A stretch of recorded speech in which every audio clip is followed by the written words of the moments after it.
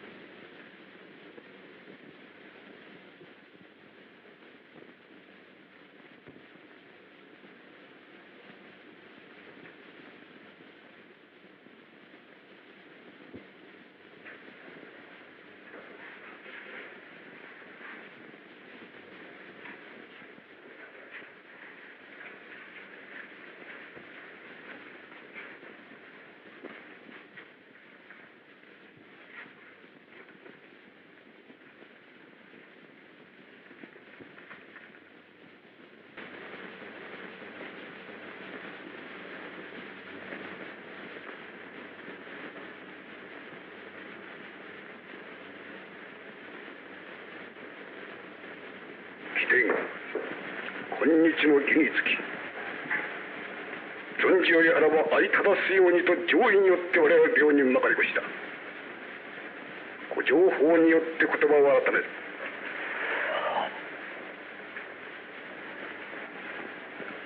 その方に今日お場所は決まれず、上野介と相当に及ばれたのはいかが心得てのことなのじゃ。恐れ入りました。七万の申し開きもござりません。神へ対した手祭りではいささかの恨みもござりませれど、私の祝儀をもって前後を客つかまつり、格は人情に及びましたるしたい。上野介を打ち果たす心であったのか。先七に寸短かりした。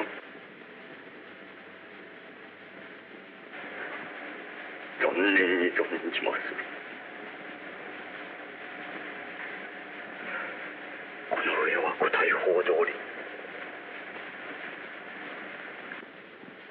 私の救いと申するは、この場に至りましてはもはや何事も。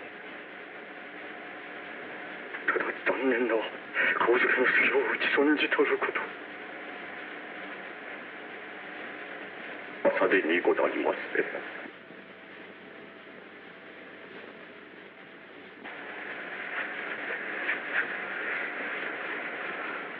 不熟未練お払いくださいましょう。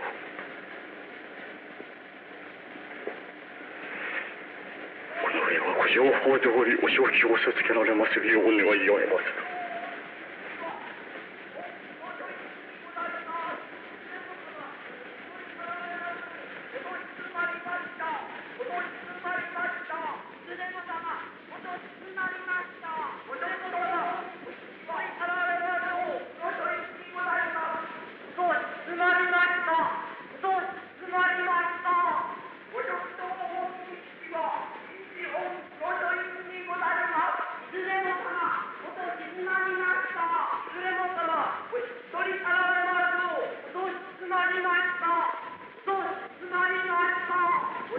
いや、もってのほかなる仰せ。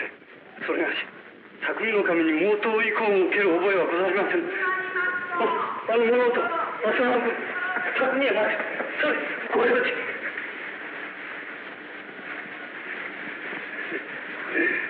や、もう、何や何やら、全く乱暴しごく、匠の神、乱心の体と見申すほか、信ずべきようもござりません。してそこもとはお手前のお刀に手をかけられたか。これはお百のお言葉とも覚えません。いやしくも儀式典礼に任ずる拙者伝中と申し、ことにお直し接待の今日のお儀式、大切なるお場所柄と心得、急ぎ匠の神の乱暴を避けんといたしたるため、核は背後にまで脊図を被ったるし。さてさて神妙なるいたされ方。ご賞味痛み。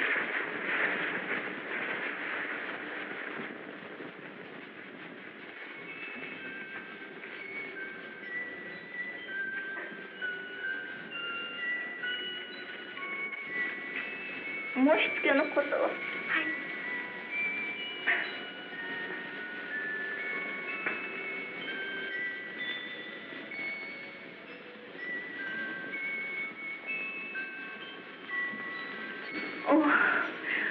これはできました。今朝ほど殿様ご登場の日にお顔常ならずを向けましたゆえ、御用も住み遊ばされなどはいお入り遊ばすよう申し上げたところ、苦労の役目も今日限りと寂しいお笑いであったほどのご規定の時刻でありましょう。思考をしてお心を晴らし申す工夫じゃ。皆も心得てじゃな。はいはい。ただいま表より申し上げたき節あるよしにて、堀部屋兵殿、片岡源五右衛門殿、お広敷までまかり入れられました。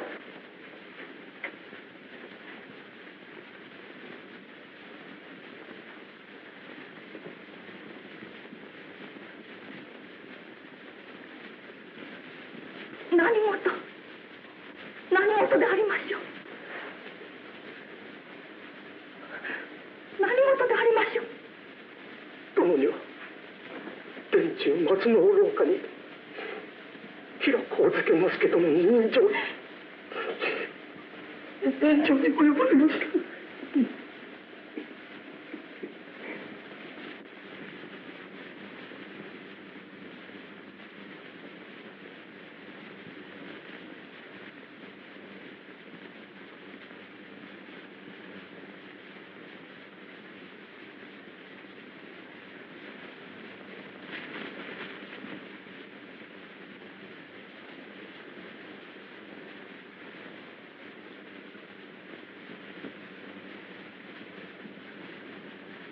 4人の者の12課長、つぶさにご老中に申し上げたるところ、ただいまご下知を下された。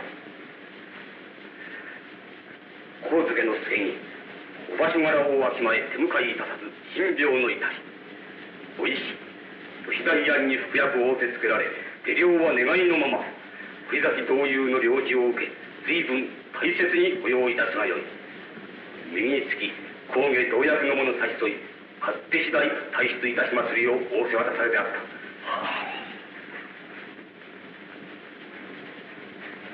朝の匠の神に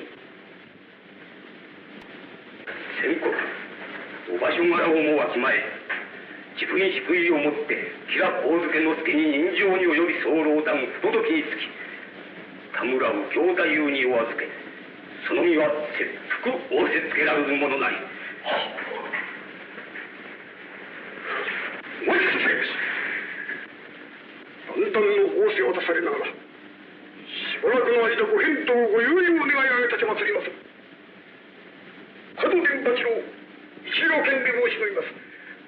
朝の身柄を田村家お預かりの一条の他は、私におきましてはお受けいたしかねまする。ご裁判を願い上げます。何と申す。最前も同役一同より申し上げるごとく、お上手たらしに対し匠の神の作法、いかにも神妙に存じられます。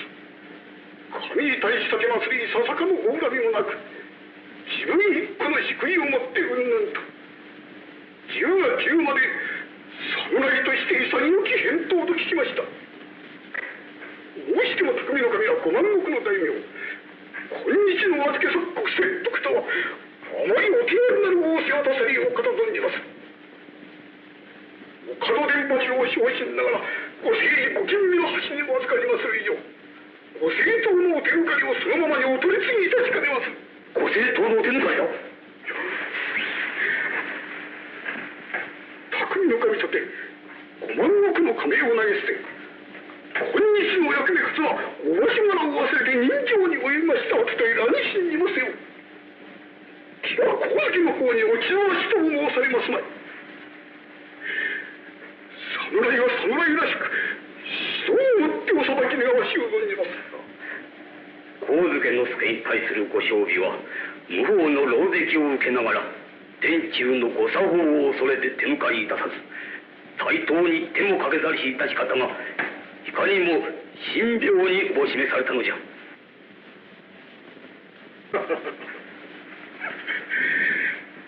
世が二人がすればつまらぬことが御意にいるものでござる。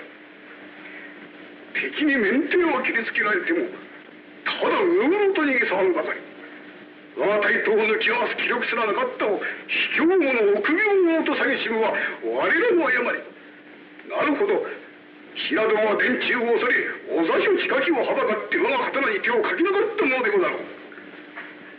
それにしても吉良上野介と申す御仁は、侍としては風上のお気の人でござる。おかと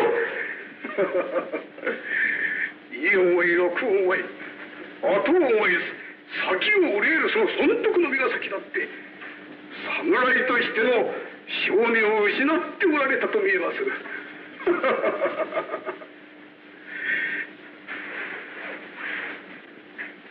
お上ご養生において今日の騒動、匠の神の来信、匠の神の人情に一決せられたるご模様なるが、お役の一人を加藤伝八郎、軽々しくご同意はいたしません。天下人情か西郷のお取りたらしあってしかるべき場合と存じます。せっかくの申し立て、かつはもっともなりと思われる不審があるが、もはや柳沢美濃の神殿のお耳にも入れ、ご決着に相なりたる上は偏愛も相なるまい。お手前の申し立ては我ら両人において聞きおく。お待ちください。柳沢美濃の神殿ご一存のご決着にござりますが、何もって申し上げればありません。悪く詮索はいたしませんが、柳沢殿は吉良上野介殿と当時ご内縁続きがあるように承知しております。あまり片落ちなるお仕置き相手は、土佐の大名どもの存じよりも恥ずかしゅう存じまする。柳沢美濃の神様に今一応のご思案を願います。おとなっていると。天下の政治に二つはない。いや、天下のご政治に二つなければこそ最善の裁きが大事。いくとなりともご変がりあって天下に正しき正当を示しあるべきと存じます。政の者より申し渡される上々だ。観察の者において才にとどむる言われはなし。仕切って申し立つならその分にわかんぞ。仕切って申し上げます。天下五大政のために申し上げるのは忠義でございます。世の神様に手前に申し立てお大事にではいいやな。ご政治の弟子は部屋のどんぐりにあることはない。申し上げます。お大事に願います。願います。お大事に願います。願います。お大事にお願い上げます。願います。お大事にお願い上げます。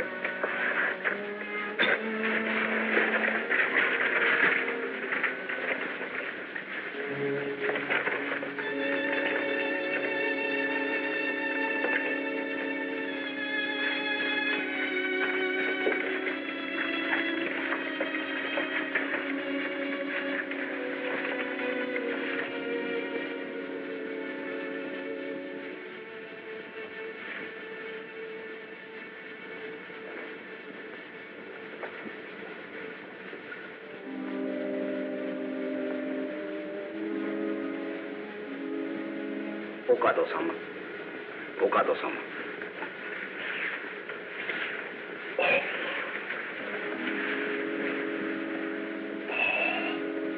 甲府中納言様よりのお言葉でございます。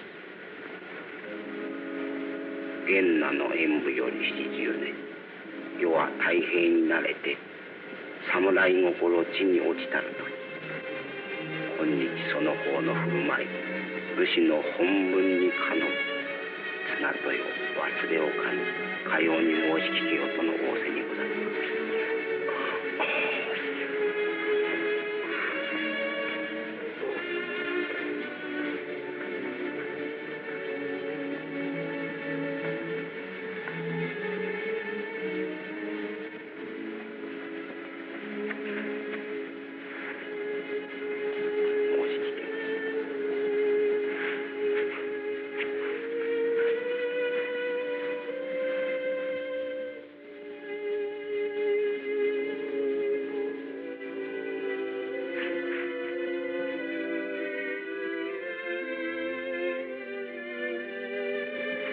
岡戸氏、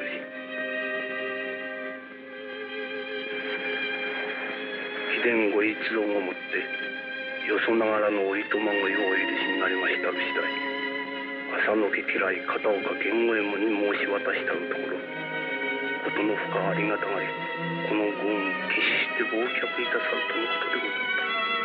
いや、恐れ入ります。ご家来の心中察しております。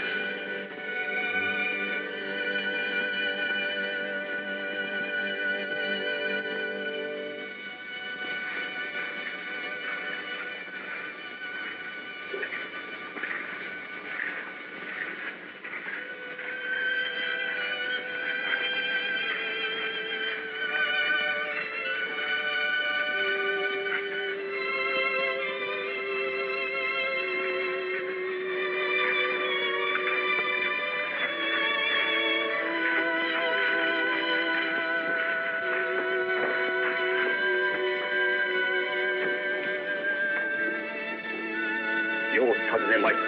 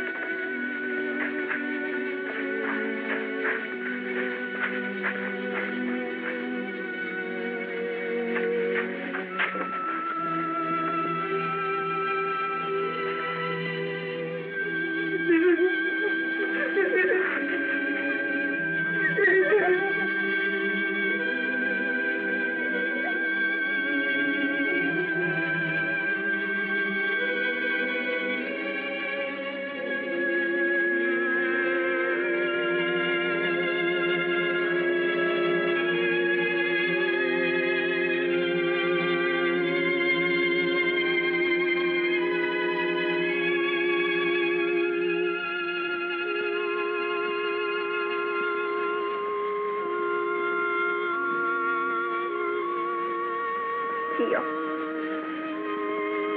良いのち。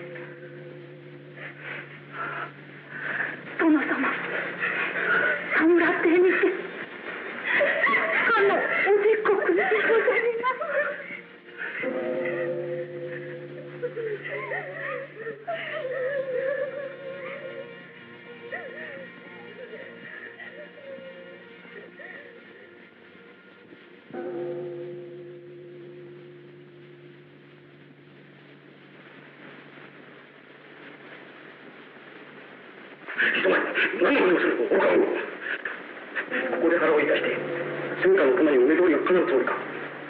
キラ殿には何の構いもなく無事に後ろを下がったと思う。しかしキラ殿の後ろには上杉様が。我々の安らぎはとてもつまるご無礼。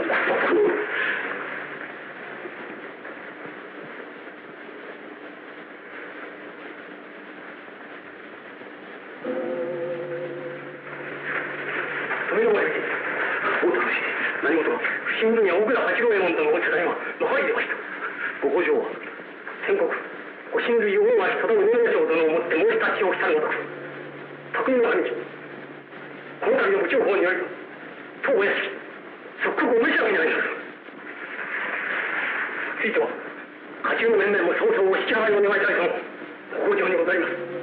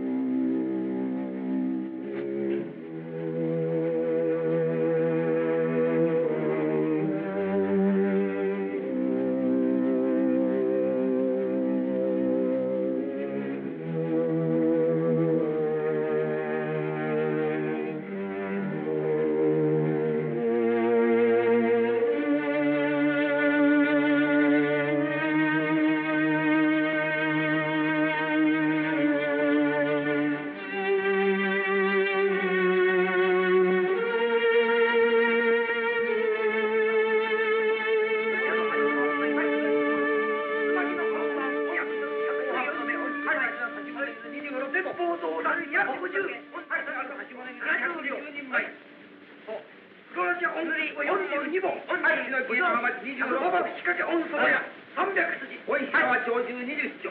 大田崎おんゆみ50針、50本芸装おんゆみ、新月中、津波蒔絵の染めおんゆみ、おんじゅうはりげおんじゅう34、新じゃあかぶられおんじゅうやおんゆみ35針、おん35毒100両、長寿150丁、おんじゅう80はい、おんじゅう98丁、おんじゅう100両、前がやる、おん3年かけた、14おんやり6本。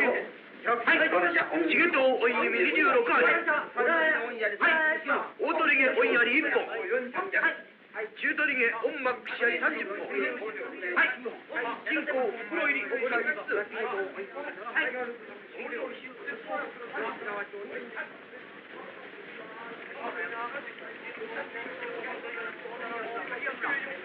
続きましては先生役よりは本部サブの大将さんを書きそうないな。なぜ思いかほどのご質問をなされます。しかも直ちにお召しにござりましょうか。この様の身はいかがでございましょう。この早の身にては詳しい様子が知れません。そう。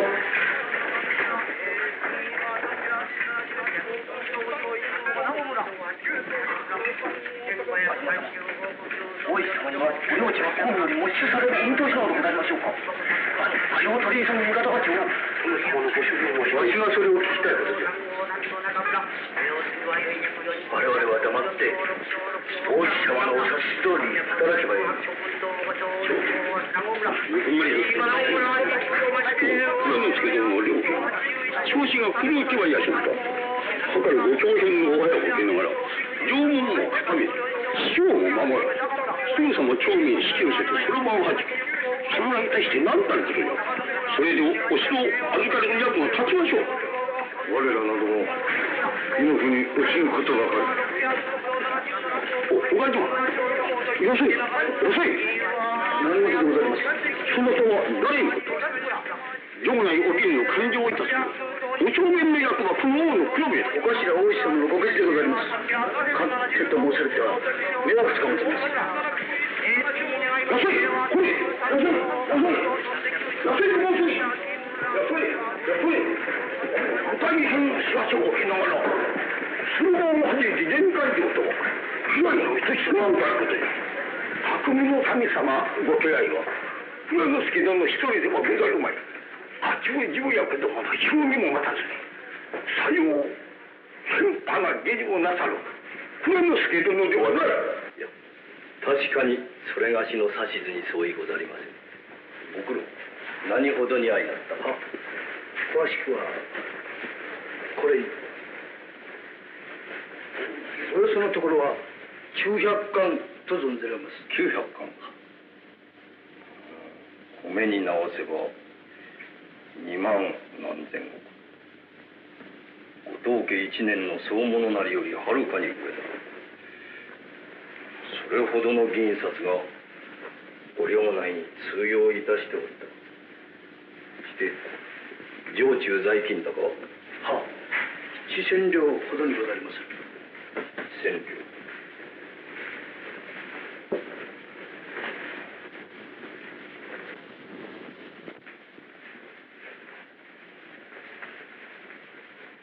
やせ、そちなどの考えではおよそ何部ほどに引き換えができる見込みじゃ。おい主人、主人浅野家が立つか潰れるかの境でござるぞ。それよりは国中取り沈めの大事の務めが。言葉ながらもし浅野家の大転となればまず何よりも先に銀札引き換えが差し当たっての急務。家中の者の生き死になどは第二といたしまず百姓町人の立つ立たぬを考えるが殿様へご奉公でござりましょう。いや百姓町人などは二の次三の次じゃ。家中の者への振り当てをまず第一にご配慮あるべき。それはなりませぬ。赤穂四軍があっての浅野家浅野家あっての赤穂四軍ではござりません。四軍の百姓町人に浅野家のため損失は与えられません。あなた様はそのための仕置きがろ急ぎそのお骨折りが願わしゅう存じます。鉄の間は申し上げます。ただいま早めの者立川一の中心に第二の岡山がほどなく到着でございます。使者は誰だ。わからんか。これは宗右衛門殿、大井主左衛門殿がご存じられます。宗右衛門は自身のおはや。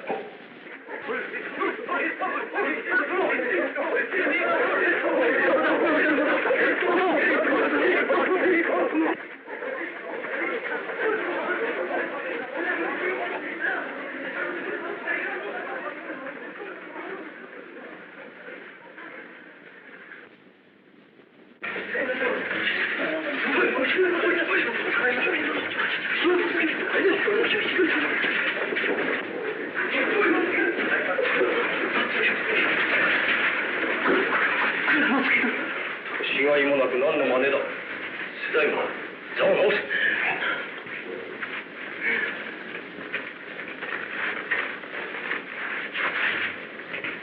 どうも安井彦右衛門という国本五十役一同へのご情報にございます。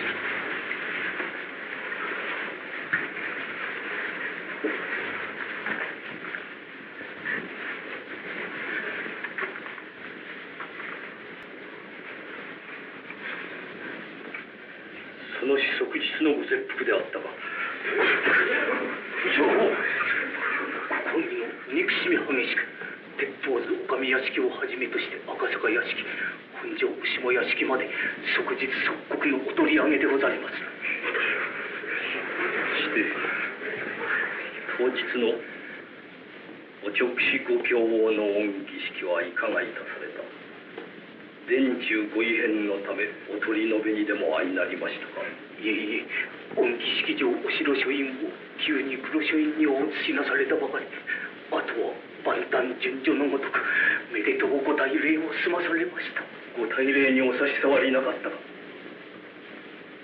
それは何よりありがたいことであった。ありがたいことであった。で、吉良殿ご処置は何のお構いもなく。何のお構いもない。いかに殿様ご誕生と申しながらご公儀においてもあまりと申せば無慈悲肩落ちなるごせです。申し渡しの御所もあろう。まずお叱りの門を受けたまわりたい。ご正気分でもこれ読め。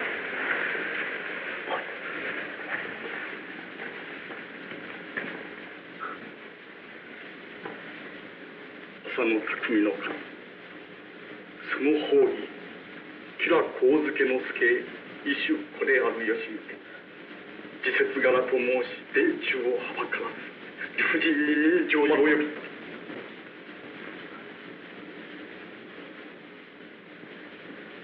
理不尽に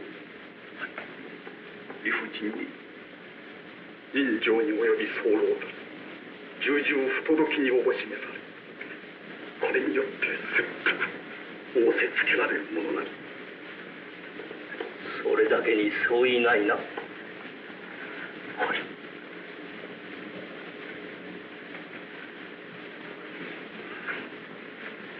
してご遺言ご時世はござります。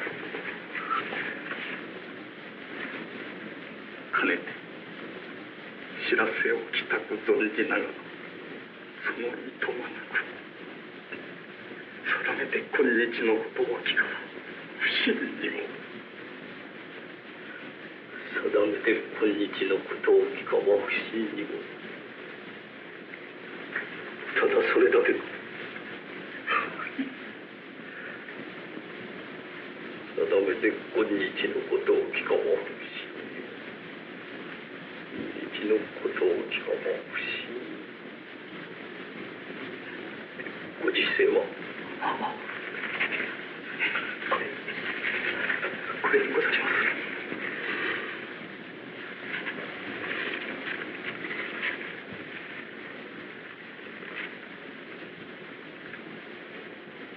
風さそう花よりもなお我は春のりをいかに溶かす。風さそう花よりもなお我はまた春の名残をいかに溶かす。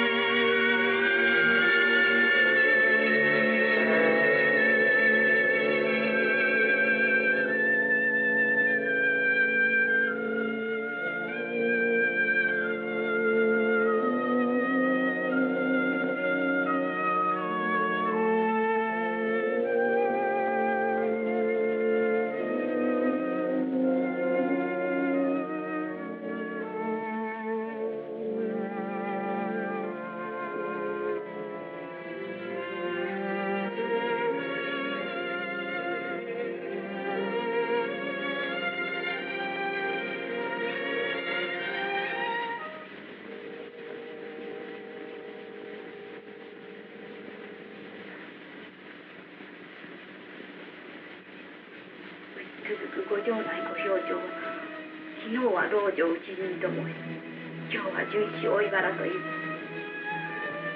少しも決定するところがござりません。その間に大野様ご一派は、ご舎弟大学様をも朝のお跡目最高のことを申し出され、穏便にお城明け渡し、ご公儀標準を申し払れますとやる。竹内忠義の方々、ことに岡島様、竹林様など裏切り者を打ち果たせと大野様を付け狙っておられますとか。この家中まちまちの人心を一つにお束ねなさる蔵之介様ご存知はいかがござりましょうか。母様、兄上はトト様と一緒にお城へ上がり、切腹いたすと意気込んでおられました。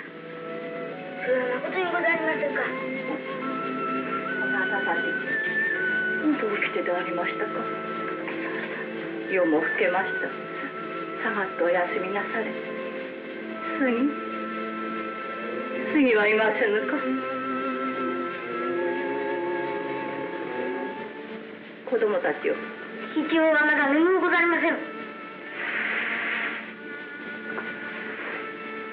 トト様も兄上もお殿様のお後をしたおい柄なされますか。父を寝てはおられません。ぐらいの子がそのように立ち騒ぐもんではありません。大事の時にこそ常々通り振る舞うよう心がけよと日頃父上のご提起忘れましたか？母様おやすみなさいませ。おば様おやすみなさいませ。おやすみなさい。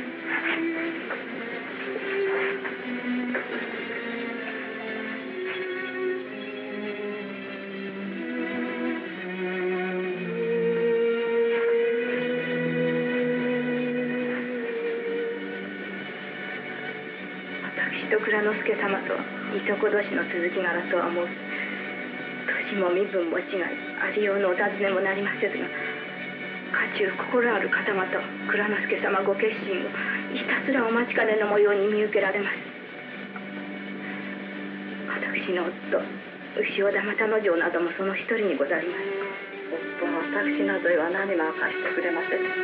何事も分かりかねまするが、ただ一つ私の目にも見えますることを身を細らせ心を疲らせて大事な知らせを待っているように思われます。その知らせを待って夫の心が決着いたすのではなかろうかと考えております。大事な知らせと申しますと、それが私にも分かりかねます。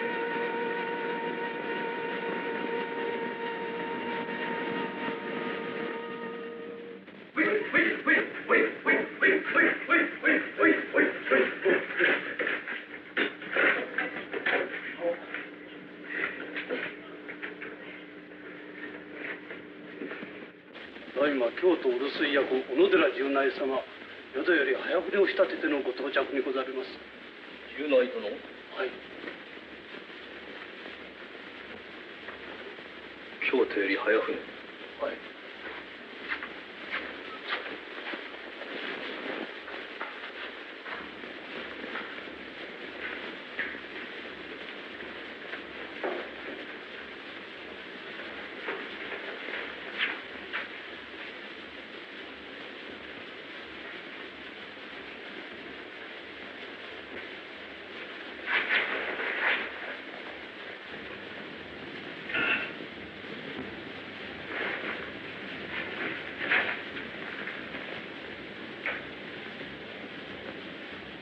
京都へはいつ聞こえまし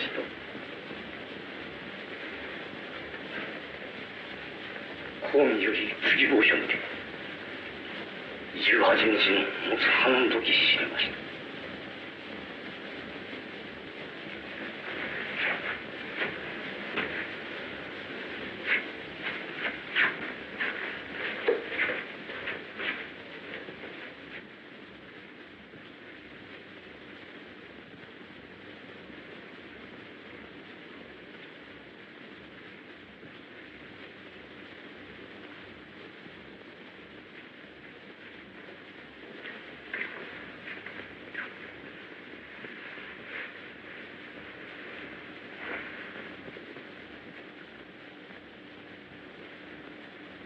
京都ご評判を。蔵之介殿、何よりまず殿様ご尊礼にお聞かせ申しお喜びを申し上げたいことがあるのじ。まずもってお直使にたたれし柳原権大納言様、高野権中納言様、それよりお大臣家志らく様のお玄関を回り、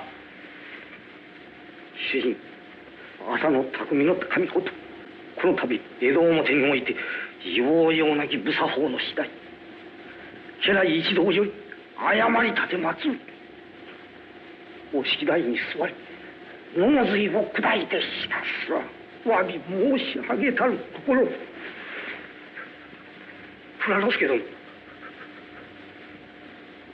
諸家中お申し合わせありしごときご公事を見て旧敵吉良上野之助を打ち漏らしたること不憫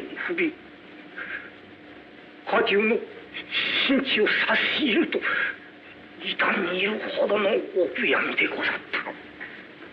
では部長法のお憎しみもなく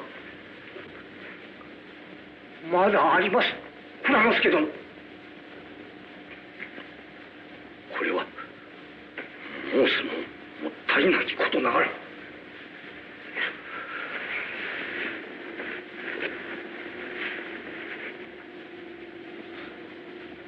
京都御所のうちより匠の神1年達せぬ不憫なりと恩噂を漏れ受けたまわったものがあるのじゃ。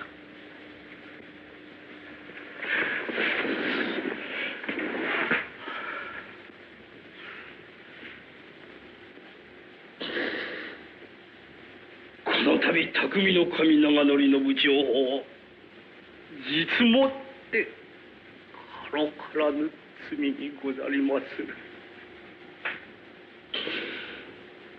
たとえ意志ありとて遺恨ありとてお直使に対する無礼は無礼、大不敬の罪に問われましても一言の申し開きなき場合、それを京都ご近中より漏れ受けたまわる恩噂、お追従地公卿様方よりお悔やみのお言葉、これにて匠の神救われました。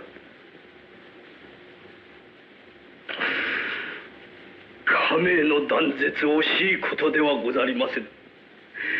所領5万3000石嘆くことではござりません。万一京都府警の罪に問われれば浅戸匠の神長則は永世末代身の置きどころなき直感のみ。我ら家中一同とても日本国中にかがむところなき不敬の罪に服さねばなりません。我ら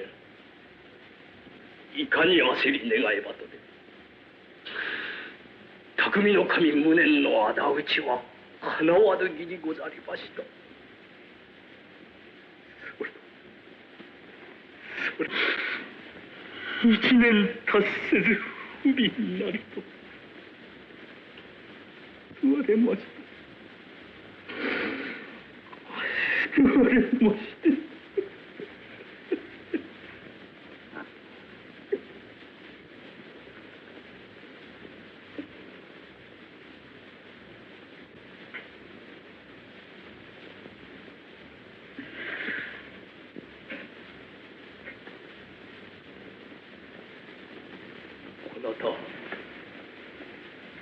京都へ帰り御所御門外白砂の上にしれ伏してよそながらなりと匠の神はじめ家来一同の御礼を申し上げられたか頼みます。心得ました。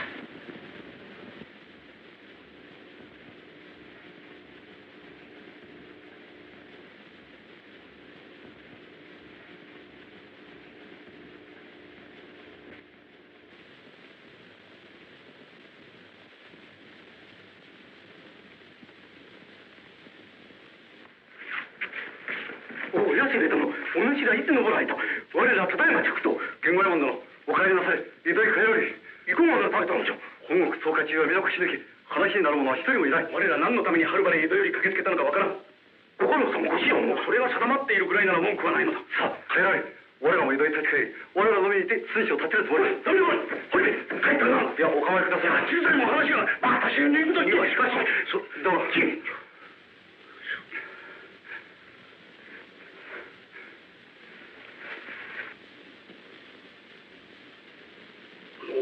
存念に今聞いた。いちいちもっともじ。しかしこの度のことは八部一党心の結びが寛容なのです。それゆえまず今日最後の症状を見届け、その上のことにしてもよいではないか。いや見届けるようもございます。休めませ。忠左衛門、こなた様はご家老が右の腕と頼まれるお年寄りへお尋ね申しますが、本国においては何をもって浅野家最高の儀など公儀へ嘆願なされたのだ。お家最高それは事実でございます。そのご進呈を受けてまいりそれをご家老がご志願最中なのじゃ。もはや市販の時にござるまい。主左衛門、我々がはるばる駆けつけたら何故と思われる。この後たちは殿のご生涯を無念とは存ぜられんのか。そりゃ言わいでも野は議論の余地などないではないか。当白王女はいかがになりまするか。ことの講義をお分け渡しにござりまするか。それが今日の症状次第、今よりいずれとも定められん。こらす様には我らを江戸詰めの者と侮り、ご進呈を打ち明けくださらんのか。決してさようではないが、何分重役の意見さえ二派に分かれ、今のところ一決の主義が立たぬ次第なのだ。一決のご主義が立たぬと申して、お城受け取りのご上司の軍勢は国境に迫り、ご公儀お目付け衆の到着も今明日と定まっている。それにしてもなお一決のご欠場が立たぬのでござるか。立たぬのだ。宗右衛門様、こなたお早に立たれて今日が日までこの赤穂で何をしておられましたのじゃ。我ら宗右衛門様がお早に立たれると聞いたとき、宗右衛門様なら我ら江戸の者の志をお国表の方々に伝えて、きっと公儀ご政党の方打ちを世上人心に知らしめてくださいよ。そう喜んでお見送り申しましたのじゃ。それに来てみれば殿。分かってる分かってる。今しばらくお待ちなさる。ことはそうたやすく参るものではない。本国には本国でまた事情があるのじゃ。我が身可愛な事情でござろう。言葉が過ぎるぞ。これが見えるか。いずれも一節ずつ秘蔵の脇差しを携え、浴衣を一枚ずつ用意して親子に生き別れ死ぬる覚悟で参られたのじゃ。お主たちばかりが忠義ではない。国表の者とて忠義に変わりはないのじゃ。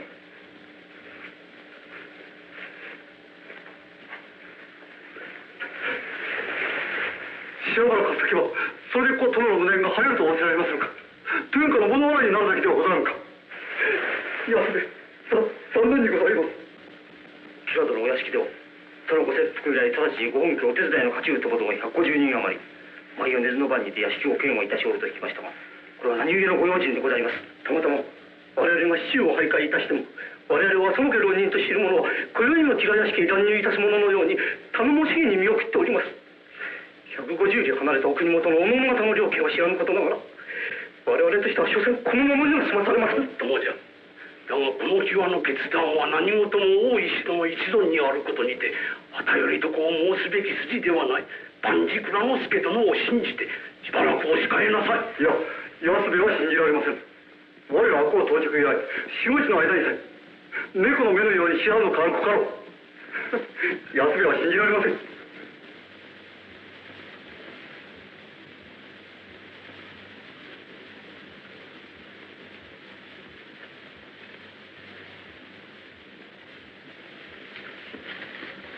どうぞいたしたか。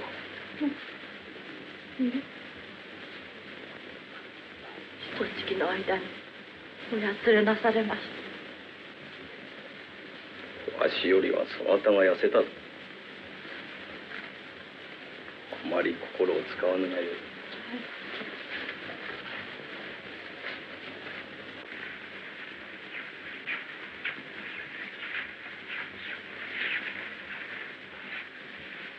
大義大義。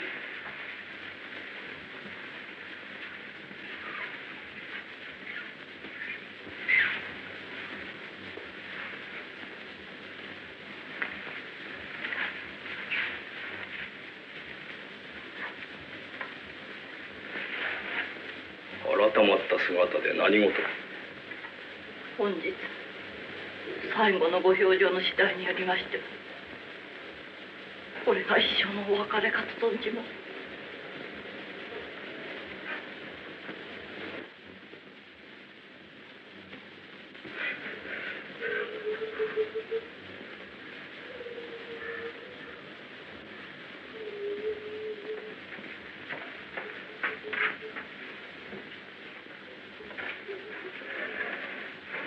父上、井関徳兵衛殿お参りにございます。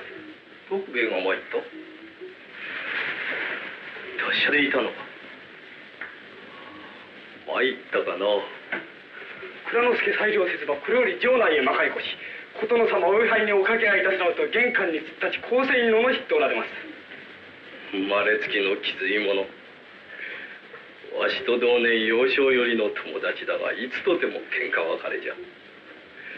定めしまた憎まれ口を聞いたであろう。蔵之助は腰腐れ男じゃ。海を吸い出さずば腰が立つまい。吸い出しの妙薬につわぶき3枚当座の土産だと申されまして、紙に包んだ吹きの葉を差し出されました。キャツらしい口上だ。父上、ご城内は通れませんのか。まあ待て、ここの機内と首都圏鎌倉口は岩手五城内は通れぬみじゃ。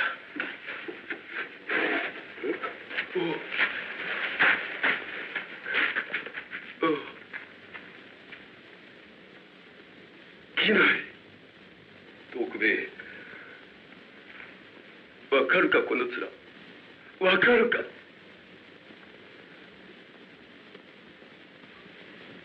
一旦捨てたご城下へ何を割ってきた。何をだ。主家の大変、そのままに見ていられると思うか。帰れ。今はその浅野家はないのだ。里川で籠城の決心はないのか。この刈谷の城を公儀へ引き渡す気なのか。代々1500石何のために食らった。一家中の束ねとない。お留守居を受けたまわるその方が、渡すと言えばお城を渡すか、どけと言えばこう退きか。どかねばならぬ時はどきもする。それはいずれ今日の祝儀番に決するであろうよ。家中にはそれぞれの人がある。ご換気者の差配は受けぬ。あなた、井関のご僧侶か。はい。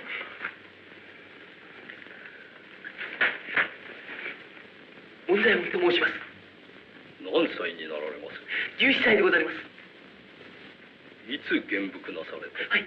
在所小島よりこれへ駆けつけまする途中、福川の掛け茶屋にてカミソリを借り、急に親父様に出会って男になりました。まさかの時には朝のお家のために死ぬこと。私4年の頃より父徳兵衛の定金を受けております。ご家老様、父と共にご城内をお通しくだされませ。父は長々老老の身ながら今もって軸に仕える心はござりません。お願いでございます。潔い言葉じゃが、蔵之助は取りませぬ。こなたたち親子を城内へ入れることはならぬ。やはり在所小島へ帰り、小さくつぼみながらも名護をこなたのよう送ってください。おちに申すのではない。このせがれ殿に言うのじゃ。今日この姿にて駆けつけてくれた親切、蔵之助身に徹して嬉しく思う。仮に老女を接戦いたすにしても、赤穂お家にては追放の浪人たちまで引き入れて、ご公儀ご上司に背いたと言われては殿様の本田一家中の者の恥辱になります。お言葉ならご家老様、私門左殿、ただいま蔵之助が申したことをよく了見してくだされ。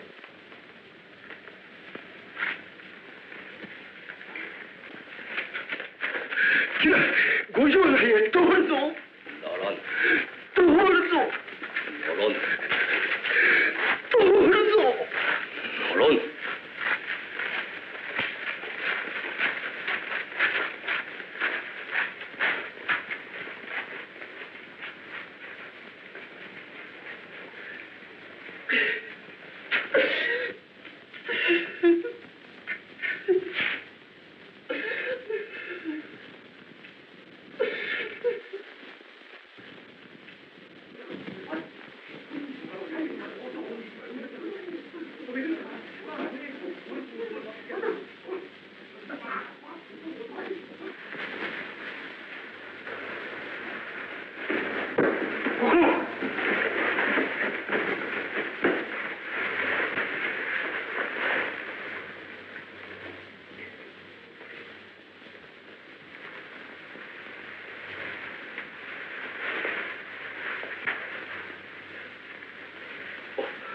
十郎だ。片岡、土地たちも下校なされたか。はい。ご家老、お尋ね申したき儀がございます。御敵上野殿、木津所平友微妙の今日、何が家のお家最高ご多願にございます。ご本心をお打ち上げくださいとお存じます。それがしの本心。はい。お家最高のことが奇通こなたたちの機嫌を損じたようでは、殿様ご短慮によって取り潰されたるお家を我ら家来の者が打ち寄って再興するのは忠義の一つにはならぬのか。決して忠義ではございません。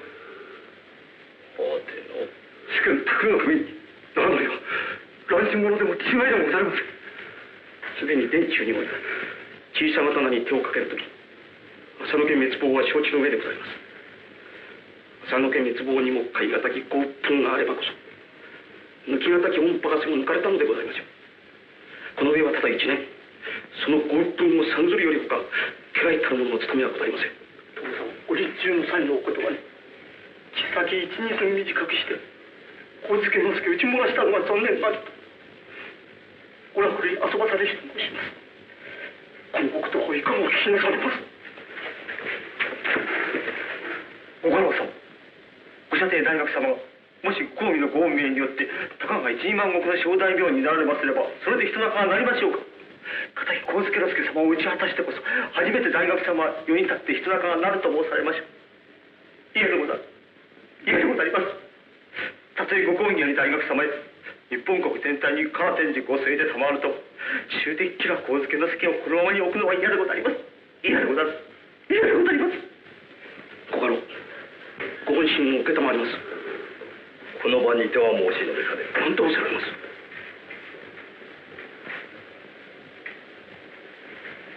本日最後の表情を前に家中に命名まちまちの議論あっては蔵之助の最後の思案を申し述べかね。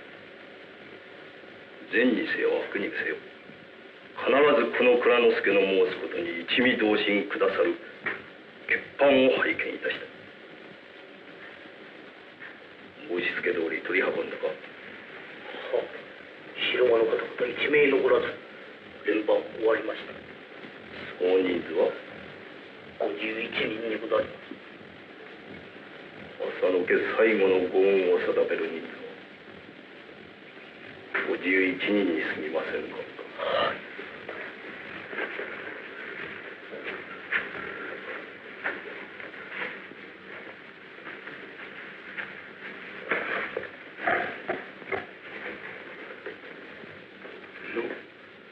蔵之助様が申され、そなたたちも正式欠板少しご思う胸あり後に願います。安兵衛殿、私をでは十郎殿、私は枝立ち返りを急ぎまする。この静止は差し合いかねまする。野田優さん、私は思惑があり天私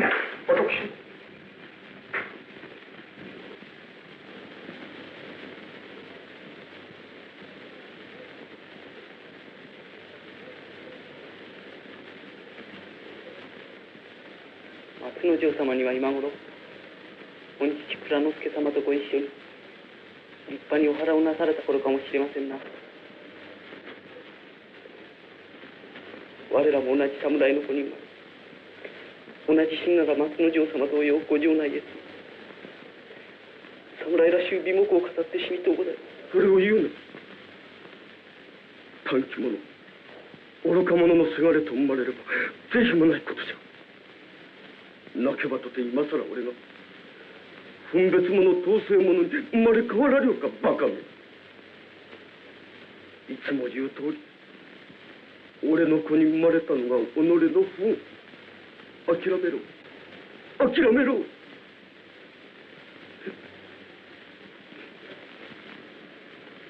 お城明け渡しの期日も明日明後日に迫りて躊躇を許さんの時と相なりました。しかかるに家中の人心は日一日と離反いたし、家中300人のうち今日ただいま最後に頼む決死の人手はわずかにこの54人に過ぎません。その中世無二のおのおの方に手前心中の秘密も明かさず、一味の欠板を強いましたるは甚だ圧倒がましき処置ながら、いかんともせんすべもなき時節到来ご存ず。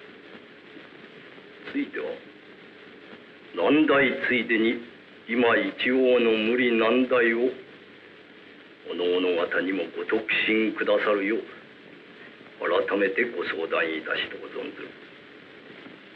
今一応の無理難題というは、ご一同には今日ただいま限り当城内を立ち入れてご城下御臨時までお引き上げ願いたいことでござる。第2はご公儀ご政道の是非に関しては今後固く口を閉じ、批判がましき言葉を決して口外されぬこと。第3にはおのおの方の小身体は以後全く蔵之助にお任せくださるようご誓言がみとうござりまする。その際一心を投げ打ってお上司に反抗することは敵に似て安い。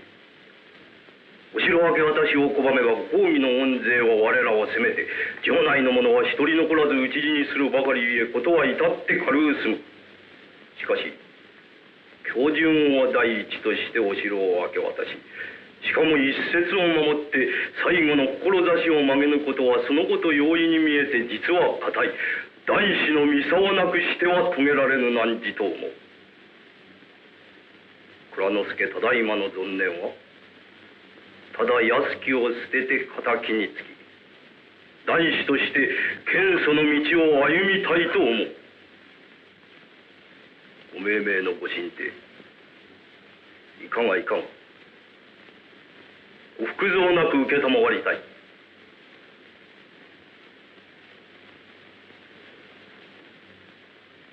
杉さんながらお尋ね申します。我ら一同流浪の浪人となりましても、一年はただ吉良殿のご存知を忘れかねます。この儀は言うまでもないこと。吉良殿ご存知を忘れぬはお殿様ご生涯をつかの間も忘れぬと同然。吉良殿ご存知はあくまでも忘れません。助も結板に加わります。ご家老、安部も連敗を加えなくと願いあります。私も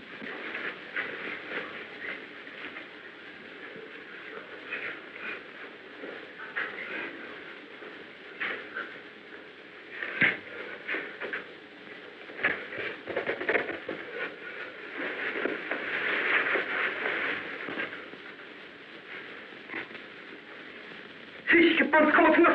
私も差し加えさせていただきます。これにて一同残らず、何事も大石殿次第少子ともにお任せいたします。一同依存なく蔵之助にお任せくだされまするな。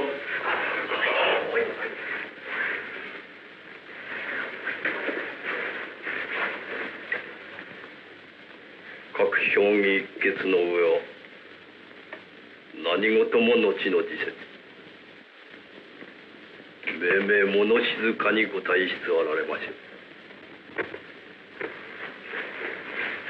そう代々通いなれ、朝夕見慣れしお城のうち、襖の絵にもお庭の木にもこの世の名残は残るべし。我らも見納め、おのおのも見納め、静かに名残を惜しまるるがよい。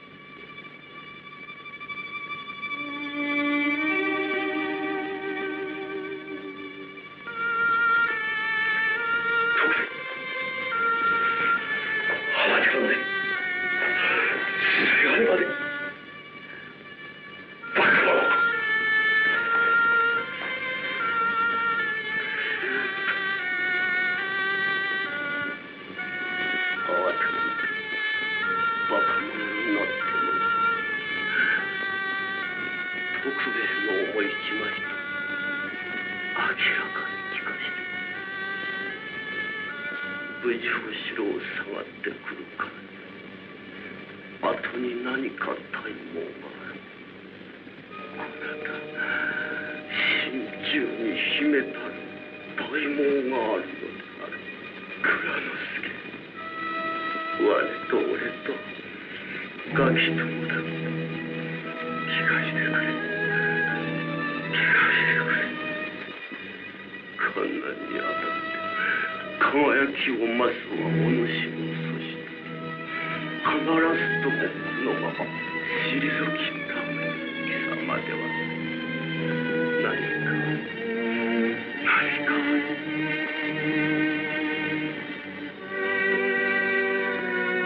一足せがれ見上げ聞かしてくれ蔵之助。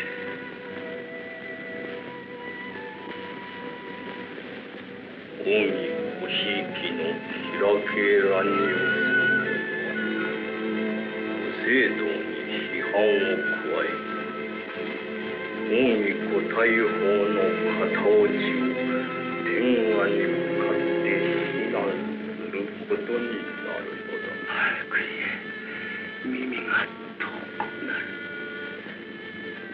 蔵之助は公儀のご政道に反抗する気だ。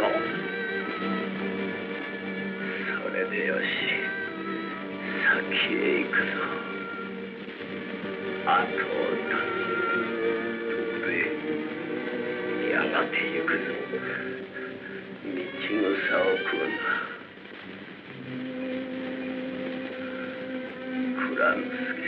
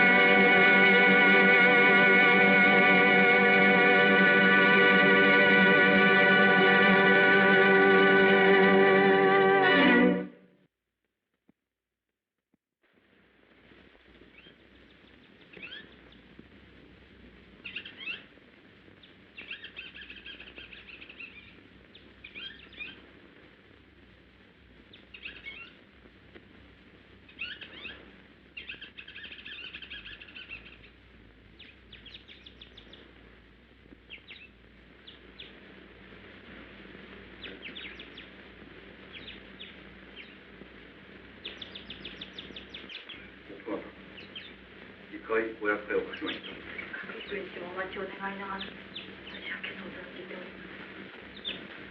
灯籠の上原に2日も3日も結構ずくめのご馳走に預かりました段はありがたく存じますが、肝心のご家老のご帰宅がなくては、とっくりと腹のくちくなるようなご馳走話にはなりかねました。これ、我らは江戸表17人の総代として、当山科に下校を捕まったもの、基本から島原は下口をか存ぜぬが、いつづけのご家老を訪ねいたし、口強いご所存のことを承らずには、東へ足は向けられません。竹林、初めから江戸仲間にてことを進めればよかったのか。兄弟といい家老という札や恩子の何前を渡されたのは我らの過ち。まあ何事も入れ替えた協議次第だ。もうこれっきりお目にかかれるのかもしれません。随分とお体をお答えです。はい。はい。通常必ずお二方を父上のもとへご案内いたします。頼みます。頼みます。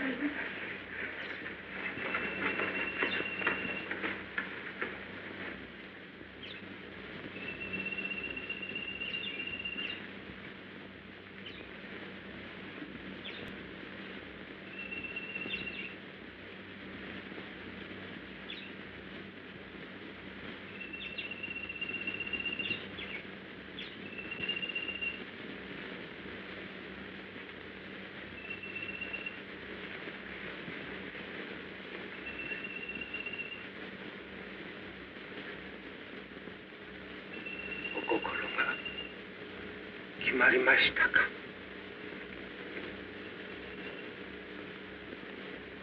工藤申しますよなれど、やはりお里方旦那様のお示し通り当大石家よりは暇を取り田島の家へお帰りなされるが上分別と存ぜられます。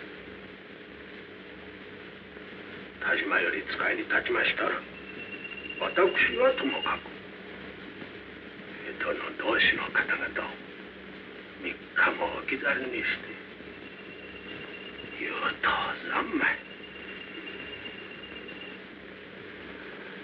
もう大抵蔵之助様ご神体の見切りもつきました。この老人はあなたのご誕生の年石塚家奉公つかまつでこの目であなたのご成長を眺め大石家をご仕入れの説は田島より赤穂までお行列の最良の役をも受けたまわりました。あなたのご不幸を目の当たり見てこのまま立ち返ることはできません。どうあってもお国元へお供いたすつもりでございま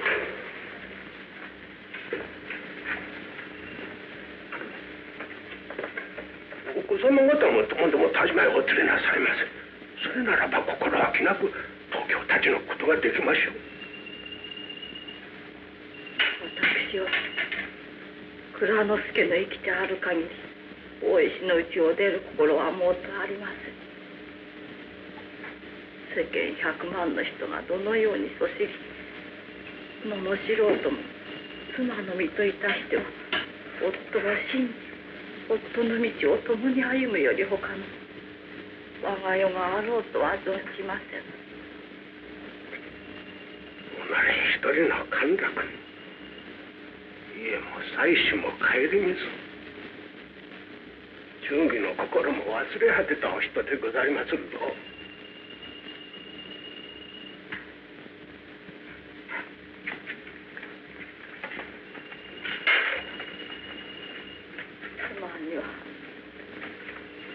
妻の見た世間のどなた様もご存じなき夫の姿と申すものがあります。その妻の目に映る夫はそれほど根から生えた放埓者とは思います。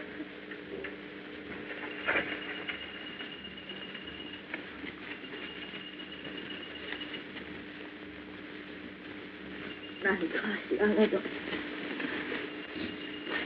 身を細らせて苦しむ一時がありそのために心にもなき崩落に身を崩している節がないでもありません。打ち明けてはくれませずとも夫の苦しみを我が苦しみとし同じ屋根の下で共に苦しみと思います。どうかもうその話はしてくださらぬ。田島の父にもそのように申し伝えてくださる。頼みます。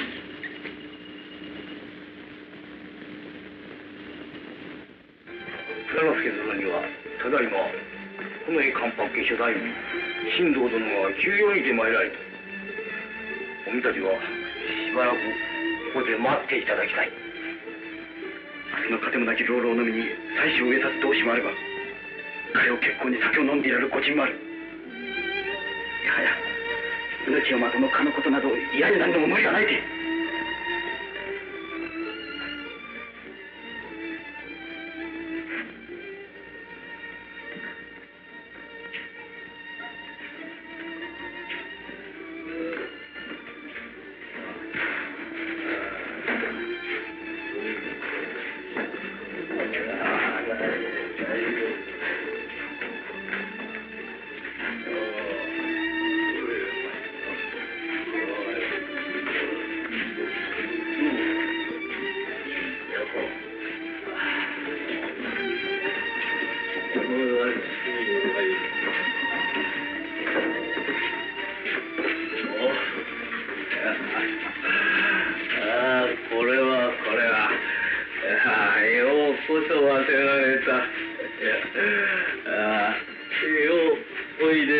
れた。これ蔵之助、何度この年寄りに足を運ばせたら身の主人この関白様のおぼし飯に従う気になるのじゃ。父様を召し抱えたちおぼし飯が決して浅いことでないの。もう分かりそうなものじゃ。おぼし飯の残弾、こちらもまたたびたびお願い申しましたる通り、滅亡の秋華の前途を見届けず、この絵お家にお仕え申しては夫の絵中が立ちませぬ。しばらくそのお話はごめんそう来、ごめんそう来。女だ、酒じゃ白米いて笹盛りじゃ。おなごどもは遠慮いたせ。はい。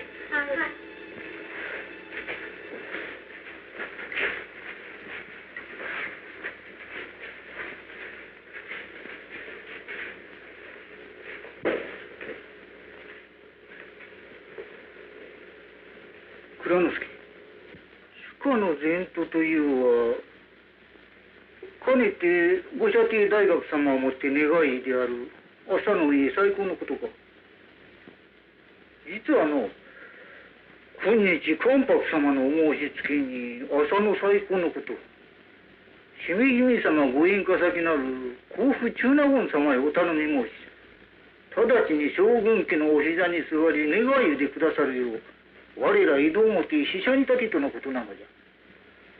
お前様が江戸表。さようじゃ。こなたも知っていようが、甲府様はほどの西の丸へおいで遊ばされ、六代将軍職をお継ぎなさるお身分のお方じゃ。大学様最高は一も二もないじゃ。大石家と我が神道の家とは血の混じる親類続きじゃ。そなたほどの器量人を親類の一人としていつまでも浪人で暮らさせとうない。せっかくの関白様のおぼし飯に対し親類のわしが立つ瀬がない。中々江戸へまかり下って大学様最高のことを願ってくるつもりじゃ。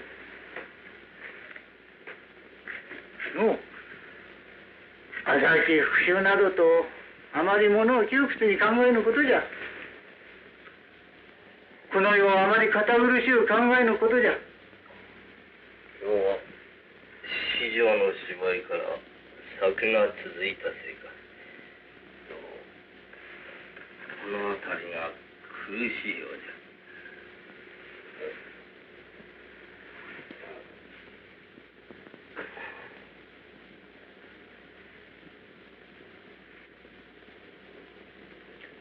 よいか蔵之助、約束したぞ。朝の永遠の最高が叶ったら関白様のおぼし飯に従えよ。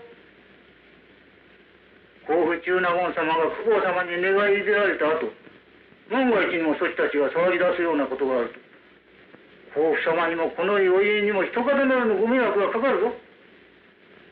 これだけは忘れるなよ。忘れるなよ。よいか。年寄りの親切、決して忘れるなよ。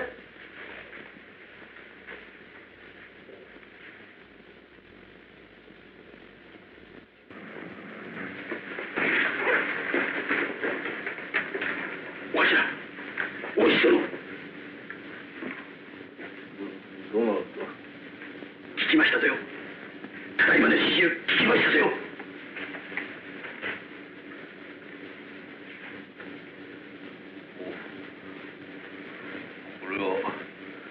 江戸の安兵衛だ。竹林ではないか。ただいまの手たらく、あれはご本心か。この絵関白家とやらにしかる情けか。お手前の暮らしたいたたば同志54人を少子の境に迷わせる気か。わずか1年になるやならずで殿のご無念もうお忘れか。竹林、もう言うな。酒と女の浮世元がこれほど少年を腐らせたのか。小殿に背き同志を欺く。何がご正体だ。何がご苦労だ。何を言うまいと申す。大石殿、我ら人が17人の名代としてわざわざお尋ね申したのだ。この絵はおのおのにおいて志を遂げるばかり。我らはご貴殿のご安穏なるご一生を祈りましょう。さあ、彼を正し。俺はこのままじゃからかいえ。何も言うなと申す。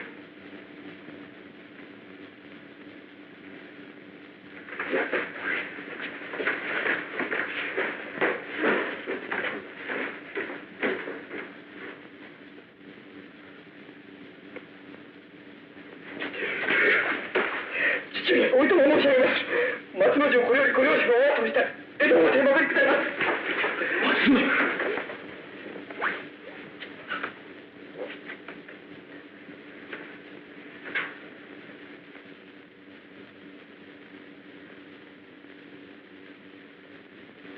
話したいことがある。近寄れ。いかに上手に測ろうても計りごとはやはり計りごと。人の手からは水の盛るものじゃ。去年3月お人情の知らせを聞くと同時に父の心に起こった決心。恩敵吉良殿を討ち取って殿のご無念を晴らしたい一時であった。殿はご幼少にして御父君に別れご家督をお継ぎ遊ばされたは9つの時。わしも幼くして父に別れ祖父の遺跡を継ぎ家老職になったのは18の年。それより20何年。もったいないことながら我が弟とも我が子とも思い参らせてお育て申した殿様じゃ。去年3月ご切腹の知らせ、誰よりもこの父の心に痛かったのじゃ。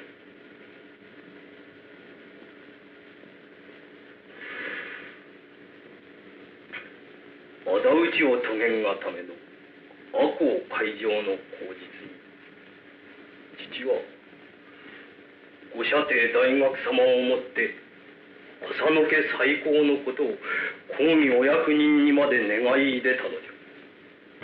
もとより将軍家に侵せられては匠の神をお憎しみのもなかゆえお聞き入れなきは承知の上。計りかねるは世の人心じゃ。世間の人気が次第に赤穂浪人に集まり道中筋の馬方船頭まで浅野様愛し吉良殿憎しと流行り歌にまでうとうそうに。父の心が痛み始めたのはこの頃からなのじゃ。公儀お役人でも世間の人気には勝てぬものか。先ほどお城受け取りのお役大目付荒木十左衛門ともより浅野家再興の嘆願はご老中方のお耳にも入れた。心強くご首尾を待てとのお手紙があった。父は念願の腰を打たれ一時に戸胸をついたがこちらから願うたことゆえ待てと言われれば待たねばならぬ。またその噂にご親類方もこれは捨てておけぬこととお役人中をご奔走中とのこと。それのみか今ほどはまた父の心もお察しなくこの絵関白様までが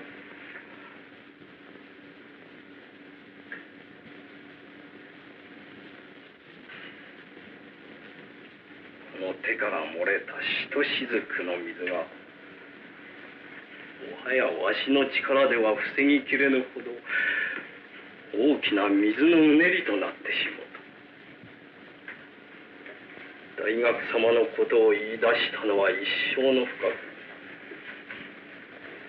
取り返しのつかぬ早まりであったのです。父上なら大学様ご再興ならぬ吉良様お屋敷。松之丞、それがなるほどなら父はかほどまでに苦しみはせぬ。こちらから願い出ておきながらそのご処置も待たず吉良お屋敷へ乱入いたすとはあまりに天命を恐れず運命をもてあそぶというもの。それでは天地に恥じぬ復讐とは言えぬ。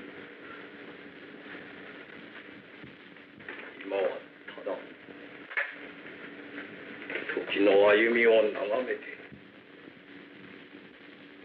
大学様ご処分を待たねばならぬ。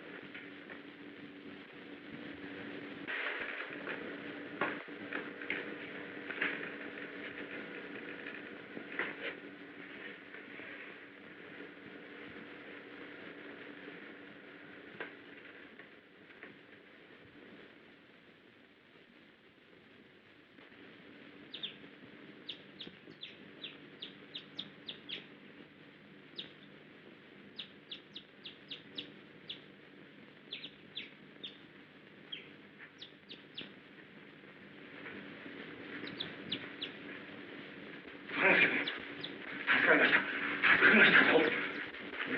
何よりもしかし江戸の清大高千松の領命、我らが近いほどの大事の知らしをお持ち帰りました。ご家老様、お舎弟大学様のご恩義ご処分が配って我にて受けたまる。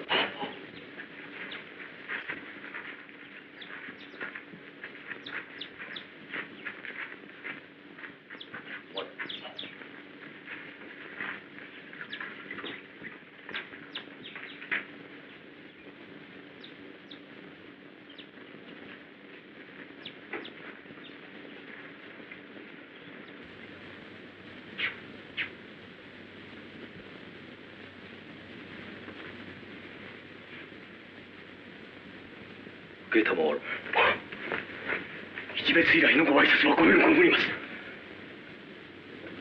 この度お舎弟大学様、去年3月ご大変以来のご閉門を解かれ最優3000石はお召し上げ、ご本家浅野様ご在所広島へ長野お預けのお世話とされをお受けなされました。さようか。おしこめのご沙汰が大学様に。本家のご在所広島へ長野おしこめのご沙汰が下りましたか。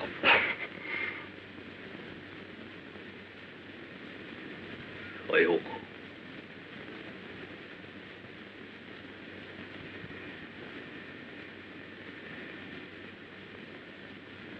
これにて我らの習慣の神へ再興は全く望みが絶え果てました。この世はかねての存念、一日も早く本懐を晴らした。早々ご出府をお待ちいたすと江戸は一方の申しようにござります。今日まで蔵之助の所業、おのおの方にもさぞや不埒千万とも文を道断とも思われたことでありましょう。これより直ちに江戸表へ曲がり下りましょう。ではお下りくだされまするか。はい。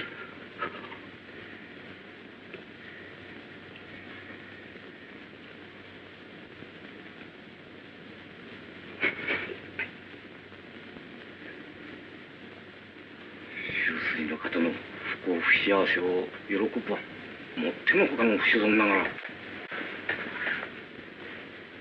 これにて殿のご無念を蔵之助殿。はい。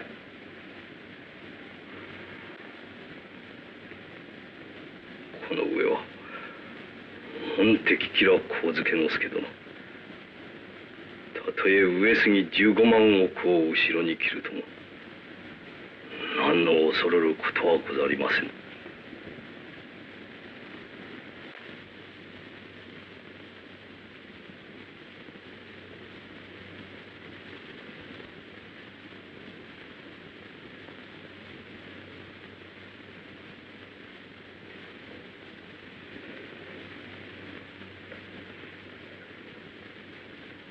お話中ながらお願いの儀がございます。陸、極段中じゃ。いやいや、もはや我らにはご遠慮なく。さようか。では。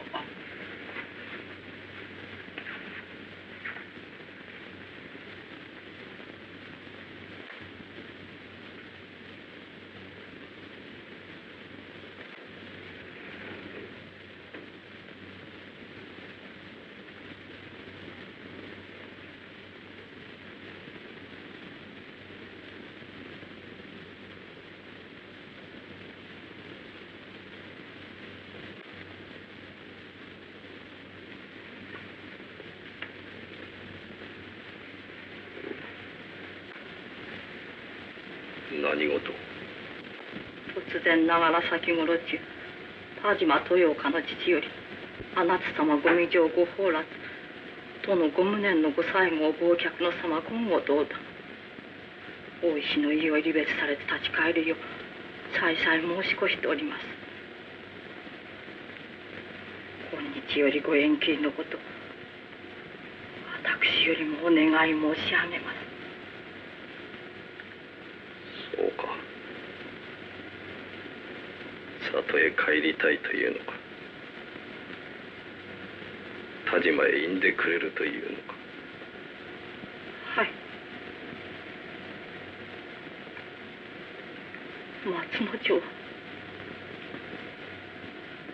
大石の総領家で暇ありませねと、吉千代、宮の二人、田島へ共に連れて戻りとう存じます。